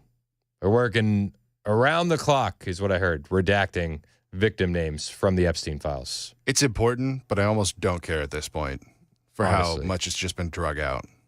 I mean, I think you're going to care if certain names do get mentioned. For sure. Oh, absolutely. But it's like we're all just that skeleton in the rocking chair at this point.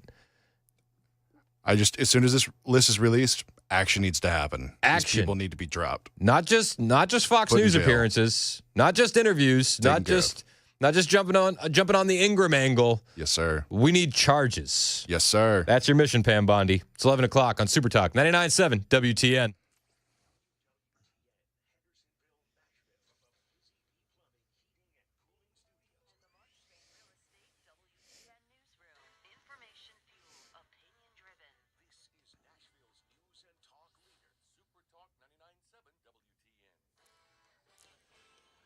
Good morning. It's 11 a.m. and I'm Jay Harper in for a vacationing Ken Weaver. So Ken Weaver fans, don't freak out. He's coming back. We'll have your top stories here for you now and a full forecast coming up. Those powerful storms that rolled through Middle Tennessee last night, they did spark some tornado warnings. I know. I was sitting in my house in Murfreesboro watching all of it.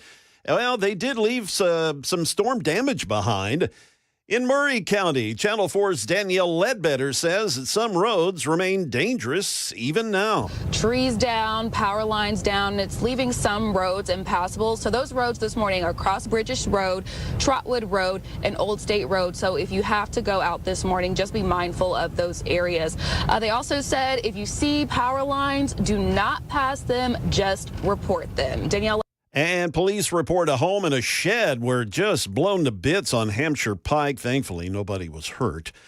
New tariffs from the Trump administration are set to take effect this week, and it is having an impact on the markets. Mike Dubusky has that story. All three major indices were down when markets opened, with the S&P 500 and the NASDAQ hitting their lowest levels in 6 months. But within a few hours of trading, they had rebounded somewhat amid broader uncertainty about this week's planned tariffs going into effect. President Trump is planning to enact reciprocal tariffs on Wednesday, which the president says will impact all countries. But Trump has also suggested the tariffs will be very lenient, leading to some confusion among investors. After a historic surge in prices, Americans finally getting a break when you buy your breakfast eggs. ABC's Jim Ryan says the cost of a dozen has gone down quite a bit in the past month. With avian flu on the decline and imports on the rise, wholesale egg prices have plunged more than 60% in the past month to an average $3 per dozen. But retail prices still haven't caught up with wholesale price declines.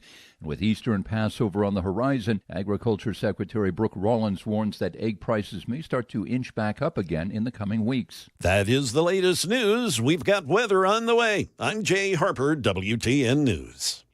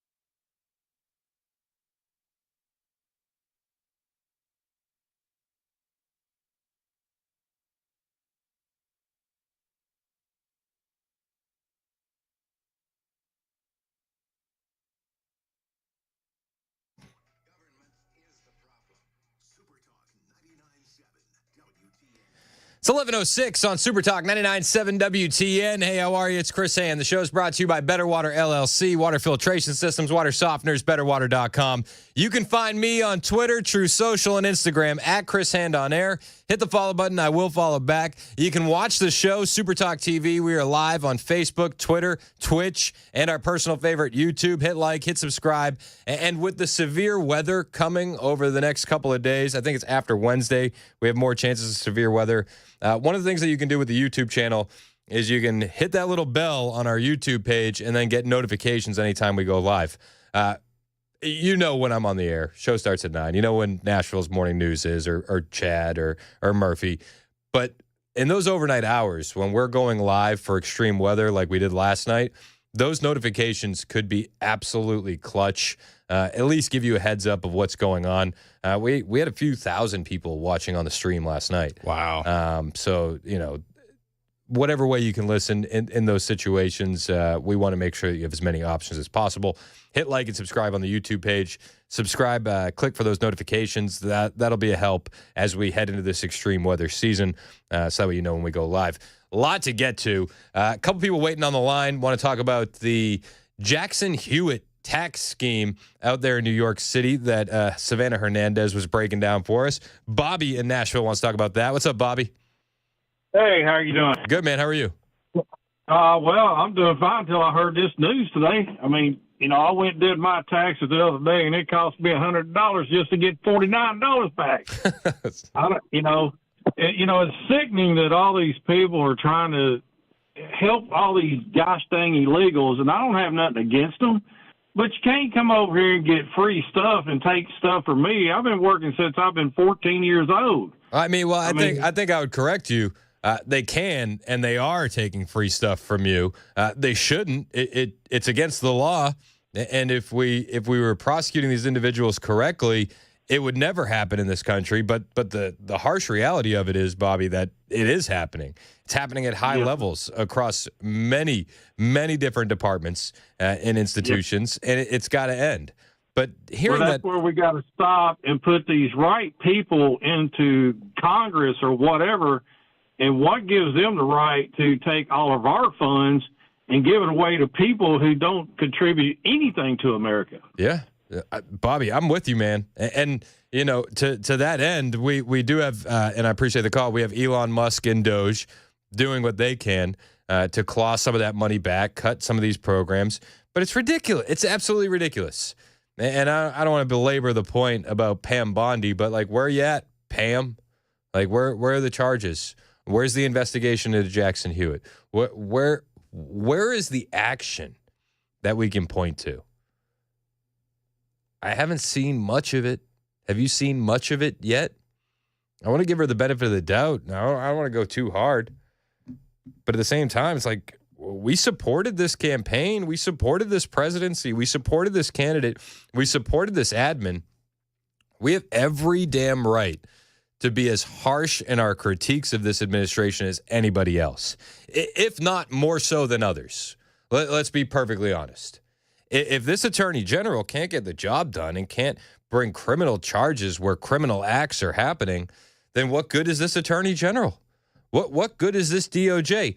As Sav pointed out, when Merrick Garland is arresting every Jan 6er who had the audacity to stay within the velvet ropes on that fateful day, we can't do the same thing when these NGOs are facilitating illegal migration into this country. We can't do the same thing when these massive companies are giving away your tax dollars to illegal aliens, even if they haven't worked. We can't do the same thing. I find that hard to believe, and maybe I'm wrong, but it feels like there's a lack of will to go for it and do it.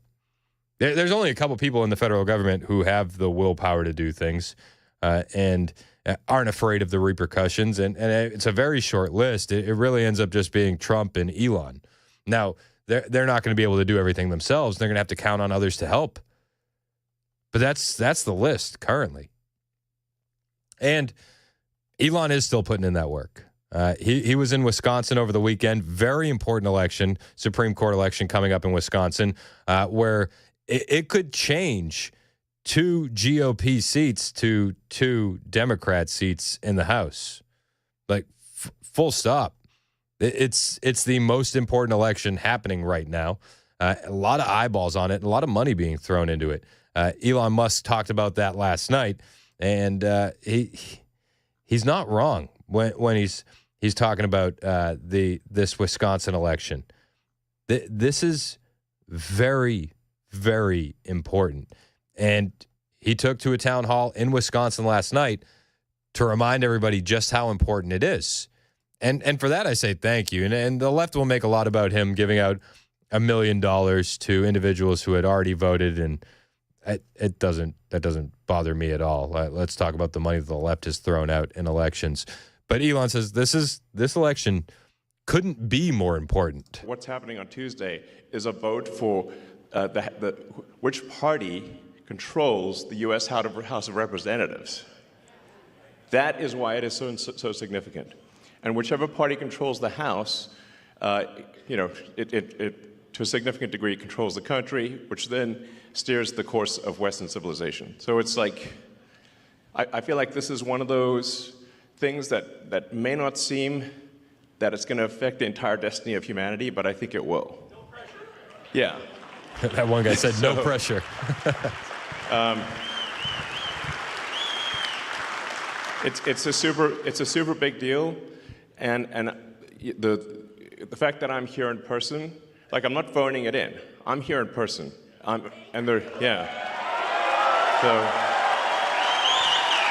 I mean, I love that. I'm here in person. I'm not phoning this in. This isn't a Zoom chat town hall with Elon Musk. He went to Wisconsin himself.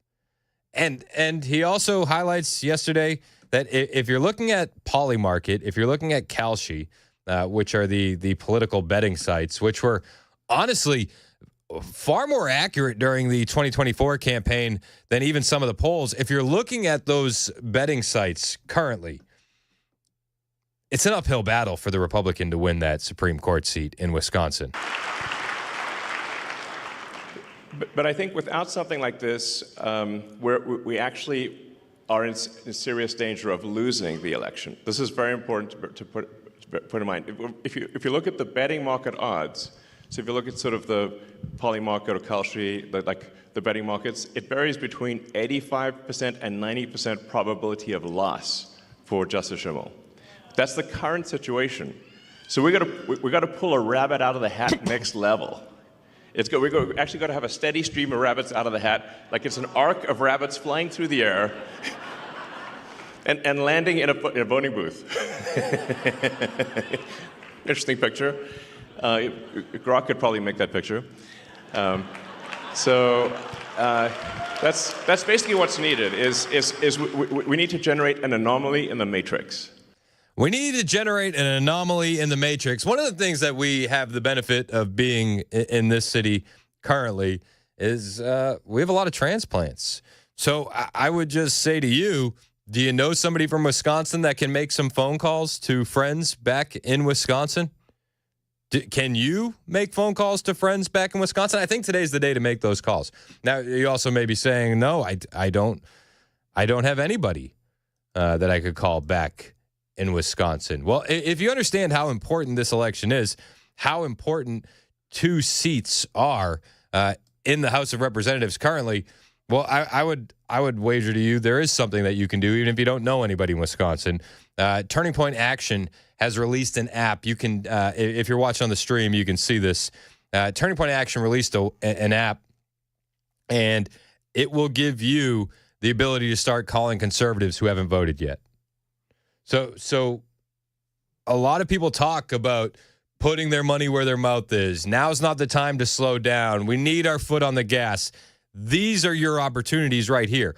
If you know somebody in Wisconsin, talk to somebody in Wisconsin. If you're from Wisconsin, make those phone calls to people that you know personally. If you have no connection to Wisconsin whatsoever, and you still understand how important this Supreme Court election is in Wisconsin, where the left, the leftist candidate is quite literally campaigning with people saying, we could flip 2 seats because of gerrymandering. This is your opportunity. Download the Turning Point Action app, get involved, and make some phone calls. Make some phone calls. I've retweeted this on my account as well, at Chris Hand on Air. It will give you the link to sign up, get some phone numbers, make some phone calls, and get off the bench and get in the game. This is kind of where we're at currently. We need more doers, less whiners, and I'm going to be doing my part, making some phone calls. I think that you should do your part and make some phone calls. Again, if you head on over to my Twitter, at Chris Hand on Air, you will find the link for that TP Action app, and you can get off the bench and in the game. I think a lot of people need to get off the bench and in the game. Elon Musk is putting his money where his mouth is, and it's hurting him financially, albeit richest man in the world. What's a hurt financially to him? Not much. Donald Trump putting his money where his mouth is, hurting him financially, albeit very rich. Doesn't really have to worry about it. But these guys are doing that work. They're doing that work. And on the other side, the leftists are very, very devoted, mind you.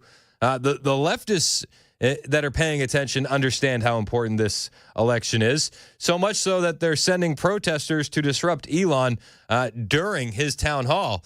And he gets interrupted by this protester, and he says, say hi to George for me. In the federal government, like shocking, really. It's insane. Yeah, it's really wild. So, it was inevitable that at least a few Soros operatives would be in the audience. Give my regards to George. Say hi to George for me. This guy's an absolute madman. Give my regards to George. Say hi to George for me. Yeah. Listen, that's pretty accurate. Pretty accurate of what's going on at some of these protests. You follow the account Defiantly Free on X. Great account. Insurrection Barbie, as she goes by, Defiantly Free. But she put out this explanation of what you're seeing at a lot of these Republican town halls with these protesters jumping in. And I haven't seen it summarized in a better way than this. She puts out this post, and it says, back in 2017, Republicans across the country were blindsided by a sudden wave of outrage at town hall meetings. Furious attendees shouted down lawmakers, hijacked Q&A sessions, and turned local events into media spectacles. The narrative, grassroots anger over the Trump administration. The reality, a coordinated, scripted campaign by a group called Indivisible, and they're back in 2025. Indivisible was the group that organized the Tesla protest in Franklin a couple weekends ago. They say Indivisible isn't your average activist network. It was created by two former Democrat congressional staffers, Ezra Levin and Leah Greenberg, who penned the viral Indivisible Guide after Trump's election. The playbook instructed progressives on how to infiltrate Republican events, pose as concerned constituents, and disrupt from within. Not protest from outside, take over from the inside. What followed was the rapid rise of thousands of Indivisible chapters across the country. The group framed itself as a spontaneous movement, but its fingerprints were all over the D.C. political machine. Its board includes Democrat insiders like Greenberg, Levin, former Rep. Tom Perillo. Its backers include powerful progressive organizations and donors tied into the SEIU, Demos, and other left-wing institutions. The SEIU has been the nation's top organizational contributor to federal campaigns since 1990. With 99% of the money they raise going to Democrats, $232 million plus over that time. They have a history of political activism, further highlighted by its involvement in campaigns like Justice for Janitors and its 2012 and 2016 political alliance with other unions like the American Federation of Teachers and more. They donated in the 2024 cycle $35 million, almost 36. And lobbying in 2024, they spent almost $1 million. Spending in the 2024 cycle, over $12 million. These are big money players, and they're organizing this stuff, this Indivisible movement. But they want it to seem organic. Defiantly Free says this isn't civic engagement; it's political warfare disguised as activism. Goes on to write, now in 2025, Indivisible is rebooting the same tactics. Once again, Republican lawmakers are reporting coordinated disruptions, planted questions, confrontational crowds. The group has updated its organizing material and is focusing heavily on swing districts and vulnerable incumbents ahead of the 2026 midterms. This is why you're seeing them interrupt Elon in Wisconsin over the weekend. The media will likely portray these efforts as a spontaneous outrage, just like they did in 2017, reports Defiantly Free Insurrection Barbie. She says, don't be fooled. This is a well-funded, tightly coordinated campaign aimed not at dialogue or accountability, but at disruption and control. Indivisible doesn't want to win arguments. It wants to hijack the conversation entirely. If you're a Republican official or even just a voter, be on alert. If your town hall suddenly turns into a hostile ambush, you're not witnessing democracy in action. You're witnessing Indivisible in action. And their goal isn't to be heard. It's to silence you. Republicans, please stop holding town halls or make sure only registered Republicans or ones that voted Republican in the last election are allowed to attend. Don't give the mainstream media cannon fodder, essentially, is what she's saying. But it's important to point out, not organic whatsoever. I got some more highlights from Elon at that town hall in Wisconsin where he gave away $2 million and showed up wearing a cheese head. Which I think he autographed it and threw it into the crowd. If I recall correctly, he autographed it and whipped it into the crowd. But some of the stuff he was saying, common sense. A lot of the stuff that he was saying, you go, oh, this is why they're burning down Teslas, because he's exposing where all the money is going. I'll bring you those clips when we get back. It's 11:22. Super Talk 99.7 WTN.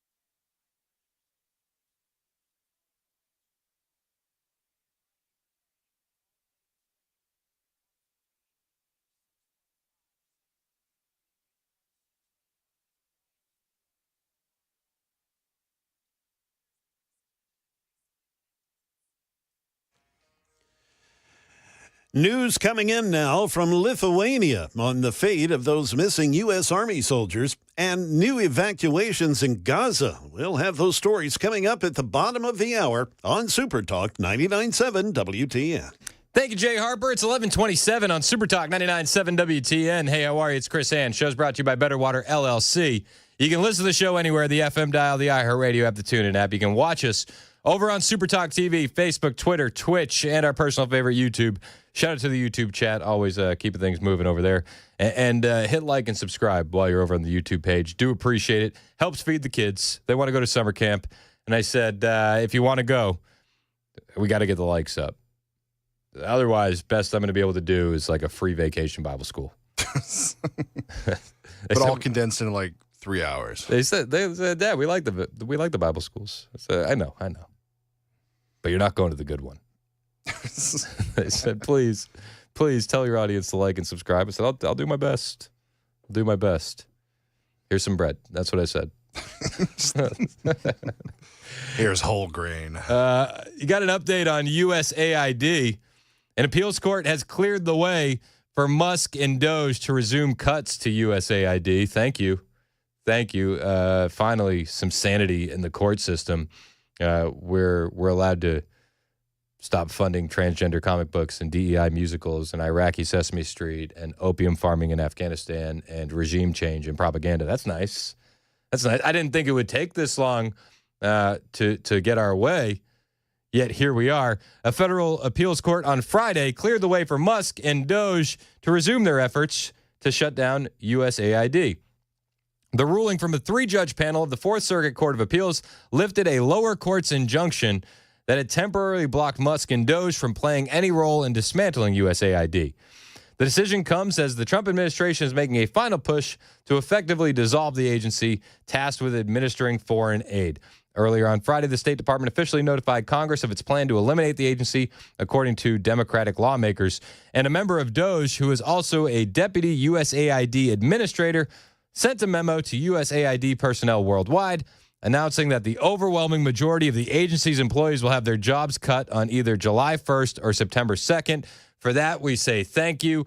Earlier this month, you remember, Judge Chang, a Maryland-based appointee of Barack Obama, ruled that Musk, Doge, and the like were likely exercising an unconstitutional amount of power because Musk had not been formally appointed to a Senate-confirmed position.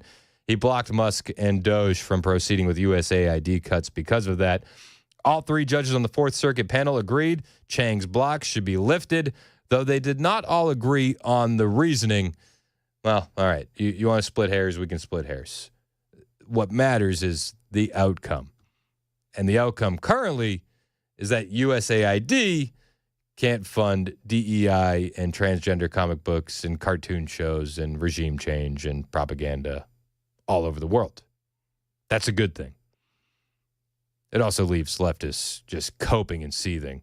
And Elon Musk celebrating those wins. He was in Wisconsin over the weekend, campaigning for the conservative Supreme Court justice over there. We'll bring you some of those highlights when we get back. It's 11:30 on Super Talk 99.7 WTN.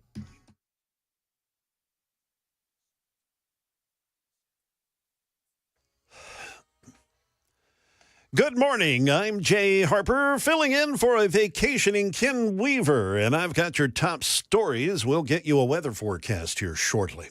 The Associated Press reporting that 3 of the U.S. Army soldiers who went missing in Lithuania have been found dead in their armored vehicle that was pulled from a swampy area earlier today.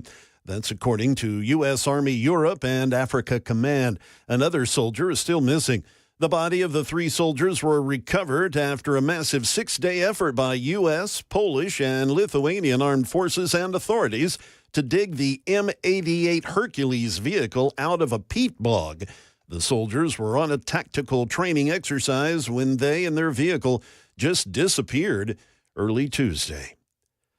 The Israeli military today, they're ordering a new evacuation in Gaza. ABC's Jordana Miller is in Jerusalem. The IDF issuing wide evacuation orders for southern Gaza, including the entire city of Rafah and the neighborhoods around it. That is the latest news. We've got weather on the way. I'm Jay Harper, WTN News.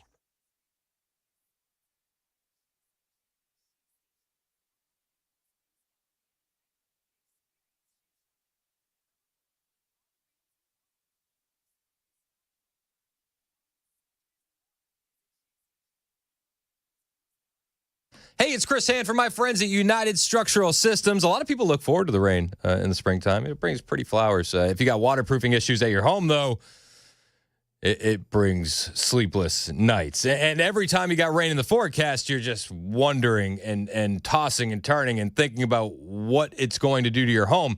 Spoiler alert, if you don't get the waterproofing issues fixed in your home, it's going to wreak havoc. That water is going to get into your crawl space. It's going to get into your basement. And if it goes untreated, you're dealing with mold. You're dealing with wood rot. The wood rot could lead to foundational issues. You don't want to find yourself in a position where a quick fix is becoming a major home repair. Call United Structural Systems today. These guys are your waterproofing experts in Middle Tennessee. They're not afraid of no rain, and they can fix this for you quickly.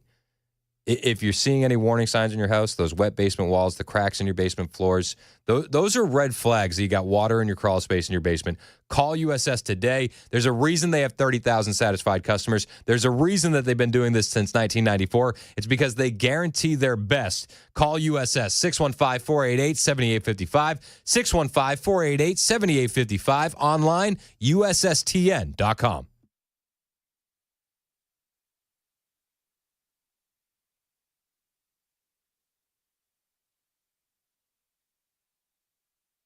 Did you know you're overpaying for your health and wellness products?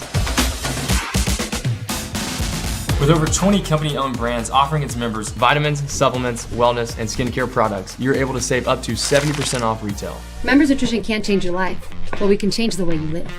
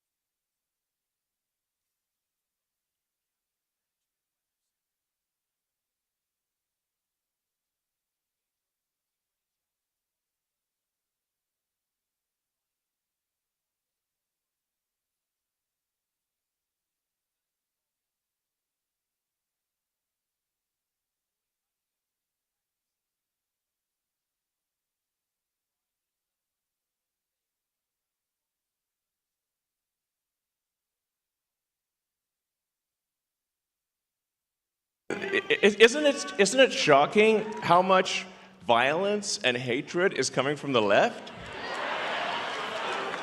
I mean, isn't it supposed to be the party that they claim to be the party of empathy, and yet they're burning Teslas and shooting up dealerships and calling for the death of the president and me? I'm like, guys, you know, this is insane. Like, they're gone psycho. I mean, it's really like, I totally understand if somebody doesn't want to buy a product. Yeah, it's up to you. It's a free country, you know, but you don't have to burn it down. Okay? But much. That's somebody else's car. Leave it alone. Thanks, guys. That's Elon Musk last night. Was it last? Yeah, it was last night in Wisconsin. Just openly commenting on the insanity of the left. It's Super Talk 99.7 WTN. My name is Chris Hand. The show is brought to you by Better Water LLC, water filtration systems, water softeners, betterwater.com.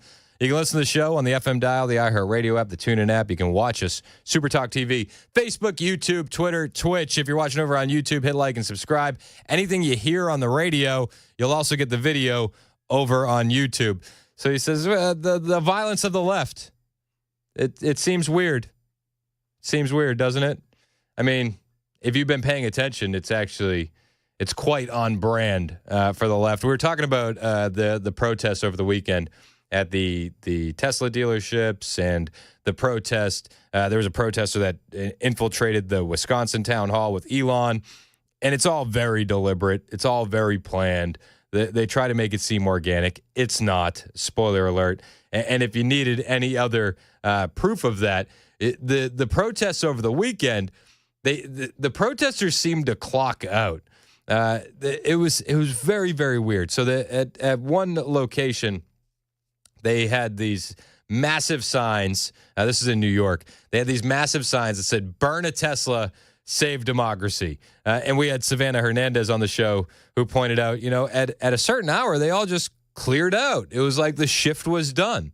And that was replicated in a couple different locations across the country at these big indivisible Tesla protests. And it seems like the clock would strike 12, and the protesters, they didn't want to be turned into pumpkins. They were worried about what would happen to the horse and carriage, and they fled. It seemed like that was happening in many, many cases, which to me seemed like, hey, we're paying you for 4 hours. And then when that clock ran out, so did they. Weird. But that's the left in a nutshell. There's nobody actually passionate about what these leftists are espousing. Maybe some. Maybe I'm going too far. There's a very, very small percentage of radical leftists who are very passionate about what they're saying. The rest of America, we just want our prices to get a bit under control and our energy bills to go down and to have a better economy to leave behind for our kids and grandkids. It's not a big ask. It shouldn't be a big ask. It should honestly be the bare minimum of what we get from government. Just that's the floor. We're not asking for anything extra. That should be the floor. And that makes the leftist just seethe, and they burn down Teslas. I saw a Tesla dealership in Rome, in Italy, got burned down. And I'm thinking to myself, why are you burning down a Tesla dealership in Italy? Like, why are the Italians upset about Elon and Doge? It doesn't make any sense until you zoom out and you realize that it's not just the left that's against Elon. It's the globalists, right? And the globalists are against Elon, and they're against Trump because they understand what the game plan in here is. It's to be America first. They can't stand it. They absolutely cannot stand the America First movement. Well, I mean, deal with it. Deal with it. And we'll drag you kicking and screaming into prosperity. It's one of my favorite things to say. The policies that we're advocating for are not going to hurt your average leftist. It's actually, they're going to help them too. And while the left screams and yells about what we're doing, we're not doing anything to harm them. Like in Canada, when the trucker convoy happened, what they did was they shut down the bank accounts for all the Canadian truckers. They were evil conservative Nazis. So, of course. You see that in America, too, with the debanking for people with conservative viewpoints. You don't see the right doing that to the left, and Elon made that point last night. So you didn't see any Republicans kicking Democrats out and debanking Democrats, but there were a lot of Republicans that were debanked, thousands, which is really outrageous. So I say it does seem kind of one-sided, this like trying to ruin people's lives and financially and violent protests overwhelmingly comes from the left these days. It's like, and whereas the right is polite, and fair, as far as I can tell. So yeah, I mean, where's the incorrect statement there? The right is fair and polite. We're very fair. I spent a majority of the show, not a majority, but I spent some of the show today talking about how Pam Bondi isn't doing the job that she signed up to do.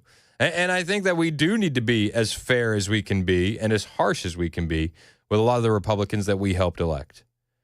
We have to be honest. Be fair. Be fair. And I think that a lot of these criticisms are fair.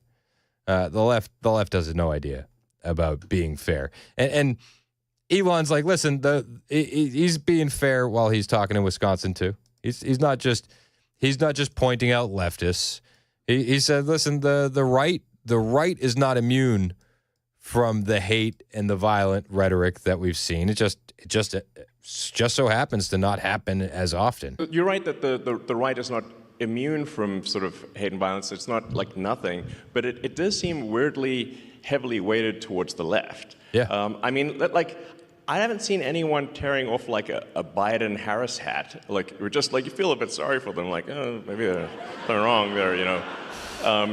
But you see people tearing off MAGA hats. You saw this in a New York City subway. The video went viral. Did you see that? In New York City, they're on a subway. This woman is yelling at a guy with a MAGA hat. She tried to chase him to take it off, and she was going to rip off the hat, and she was going to throw it out and fight racism, I guess. I don't know what her goal was. She tried to snatch the hat off this guy who is clearly moving a bit faster and is a bit taller than her. And as she reaches for it, she trips herself up on her own feet and face plants immediately. A little swastika, if you will. That's what we saw instantly. The lunacy, the downright evilness of it is majority on the left. And someone just, I saw a video just today where somebody was just on an escalator, woman was on an escalator wearing a MAGA hat, and someone going the other direction tore the hat off her head. And I'm like, what? That's rude, In fact, I sort of find myself in a strange position because I didn't think of myself as right. I thought of myself as centrist. But then the left went all the other way in the other direction, and now everyone's a Nazi, Many such cases. It's like the old meme, right? Where the left pushes somebody down, and then it shows a conservative helping that person up, and they go, "Aha! I knew you were with them all along." It's like it's insanity, but this is the current state of politics that we're in. So Elon's in Wisconsin. He's trying to get Brad Schimmel elected to the Wisconsin Supreme Court. Donald Trump also voicing support for Brad Schimmel, posting on Truth Social. Brad Schimmel's opponent, Susan Crawford, is a disaster. She is so far left that even her own party, the Radical Democrats, don't want anything to do with her. Wisconsin values are perfectly represented by Brad Schimmel. He is conservative, strong, and above all, sane. His opponent is a liberal lunatic who will throw our country and the state of Wisconsin into total chaos. Vote for Brad Schimmel. Now, that election is going to be tight. And if you paid attention to what happened in the Pennsylvania state Senate race, there was a special election for a state Senate seat. It was in a red county, and the Democrats showed up. The Democrats, they won. Not by a lot, but they really dominated the early voting numbers. Just absolutely dominated the early voting numbers. I'm not a huge fan of early voting. I like paper ballots. I like day of voting. Even when we were pushing for early voting during the campaign, I waited. I voted on election day. I'm hardwired for that. But if you look at what happened in the state Senate race in Pennsylvania, you could absolutely make the argument that Republicans lost that state Senate race because of early voting. So what do you do? Well, I mean, I think that there's an absolute call of action that can be put out currently right now here in Tennessee. We are a state of transplants. Guaranteed that you may know somebody that used to live in Wisconsin. And maybe you have a conversation with them saying you need to call people back home. Maybe you lived in Wisconsin and you need to start making phone calls to your friends and family back home about this special election. Now, maybe you don't know anybody and you go, well, what can I do? There's actually still a lot you can do. Charlie Kirk, Turning Point Action, they have put out a Turning Point Action app where you can download this. Go to my X page, at Chris Hand on Air. You'll see it. I retweeted it. It's right at the top. You can download the TP Action app, and you can get a list of numbers to call conservatives who haven't voted yet. If it's all going to come down to election turnout, as Charlie Kirk says it will, then it's gonna beg the question, who worked for it? Are conservatives going to work for it? Are we going to sit on the bench, or are we going to get into the game? If you want to get into the game, I'm going to be getting into the game. I'm going to get some numbers to call. You should do the exact same thing. Download this Turning Point Action app. Get some phone numbers. Make some phone calls. If you believe this is important as everyone else does, then get in on it. Get in on it. We're trying to save this country. We can't have any setbacks. It's going to take all of us. Otherwise, we're just going to fall into leftist control once again, and we can't have that. We can't. We saw what the 4 years were under Biden. We need to do everything in our power to keep fighting. Otherwise, Democrats will continue to enrich themselves, and let's be honest, politicians will continue to enrich themselves, and they won't give a damn about what's happening to the U.S. citizen. That's just the reality of it. We have an opportunity right now to take back this government for the people, and we need to. This may seem small, but the ramifications could be huge. I hope you download that app, and I hope you make some phone calls. Again, if you need to find the link, at Chris Hand on Air on X, at Chris Hand on Air. And Elon, last night in Wisconsin, wondering how it is that all these members of Congress seem to just get rich. There's a lot of strangely wealthy members of Congress where I just can't, I'm trying to connect the dots of how did they become rich while earning, how'd they get $20 million if they're earning $200,000 a year? It sounds, nobody can explain that. Well, you see, if you get a good savings account and you got that interest rate there, local community bank, anybody with a $200,000 a year salary could save that and become a millionaire, right? Anybody could. Don't be a conspiracy theorist. So something's, yeah, we're going to try to figure it out and certainly stop it from happening.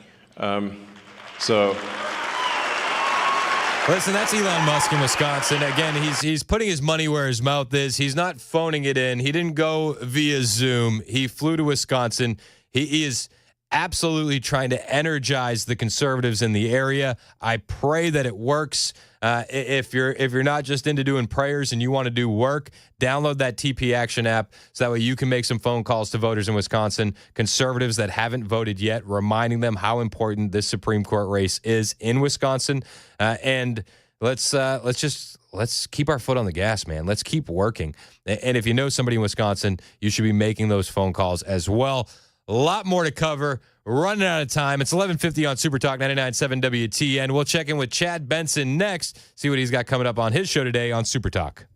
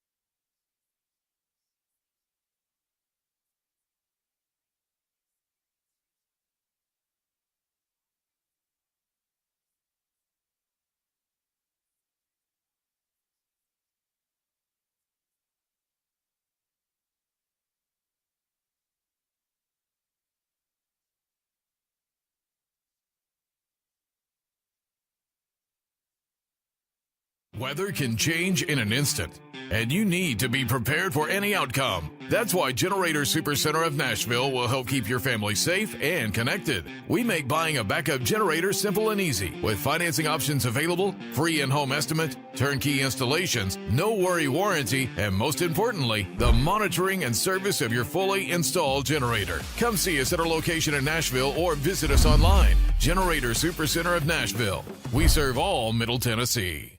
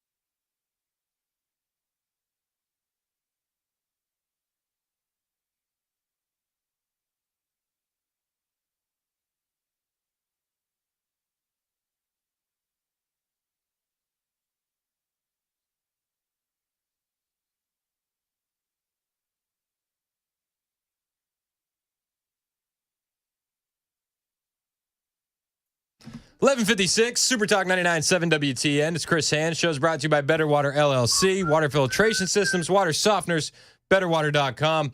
In studio with Chad Benson. What's up, Chad? What's up? You have a good weekend? I did. I was out at King's Bowl. Place is awesome. That looked cool from the videos. Had some food. Watched some, unfortunately, they got just run yesterday, Tennessee. But we had to watch some games, had a good time, and the place is pretty well packed. The food's delicious. Really? Fattening. Where is that place? That is in on Franklin, Galleria Boulevard. Okay. Yeah, so right there. It was so nice. I've been there more in the past 10 days. I've been there twice for Tesla things. I've been to Contours, which is right there. I've been to King's Bowl, I think now 3 times. Yeah, it's right all within the space of a mile of each other. You live in there now. I'm living there now. That's the way it works. I love it. I love it. What was the biggest story over the weekend that caught your eye? Yankees and their cheating bats. What is up with that? So I heard them talking about that. A guy from MIT created a bat. They call it the torpedo bat, where the thickness is as big as you can get, but what it is it's thin the rest of the way, but where you, on average, hit the ball the most, that's where the most thickness is. So they created these bats, and they played with them on Saturday. They hit 9 home runs. They hit like 4 or 5 yesterday. And they're just, but it's really interesting the way they look. There's Major League Baseball, of course, I'm sure I'll screw it up and say, it's too exciting, so we got to get rid of it. But in fact, it was so bad that the first baseman for the Brewers, I think he pitched Saturday and Sunday. That's how bad it was. Really? Yeah, they were so exhausted. Their team was getting shelled, so there's like the first baseman, just let him come in. We'll let him pitch. But it was a trip. I was watching it the whole time. But wouldn't that be good for baseball? I think it's great for baseball. The more home runs, the better. If we learned anything from Sammy Sosa and Mark McGwire, is that steroids work. That's what is funny. That's what everybody keeps saying. Look, say what you want, but that summer when they were chasing, Maris and all that summer was because they had the strike and a real tough time getting it back. And then all of a sudden, Sammy Sosa and McGwire took off, and everything changed, and people got excited about baseball again. And I like this. This is fun. Well, and it'll get the kids hooked. That's dingers get the kids hooked. That's it. Chicks dig the long ball. So do the youngsters and everybody else. Yeah. Nobody wants to watch a 1-0 game from the 1940s. No. So I guess the strategy now is, does Major League Baseball tell every team to use these? They've told them. They've told everybody. Everybody, you guys can use them. And for today, I think today's an off day for baseball, and they expect that tomorrow everybody's going to have these bats. Really? Yeah. So it's interesting, but I was laughing. I thought that's hilarious because he used to work for the team in the clubhouse. Then he was a professor or something at MIT, and he studied every single hit that these guys have had, and he knew exactly where they were going, and that's when he made the bat bigger in that area so as to maximize the contact. It's insane. It is. Give them aluminum bats. I don't give a rat's ass. No, I don't See care how far either. they can hit the ball. I don't care if they're steroid up. I don't care if their knuckles drag when they get to first base. It means nothing to me. I don't play baseball, and if I'm here to watch it, I want to watch a lot of runs. Yeah, I'm with you. 30-25. That sounds like an exciting game. I don't care if the guy throws the ball. He starts to pitch, and he finishes a foot from home plate because he's so big, and the guy's swinging. I don't care. Let's watch it all. I'm with it. What news stories are you paying attention to? We'll talk a little bit about the third term and the great troll that is Trump, but it's always in the back of his mind. I could do a third. No, you can't. No, you can't. We'll talk a bit about that. I agree with you on that one. I think a lot, I saw a lot of people over the weekend who were like, and the whole JD Vance, hey, dude, you run, you win, then you quit. Say, how about no? I would have like, as you said, who's the captain now, bro? Yeah, exactly. All right, Chad's in next. It's 12 o'clock on Super Talk.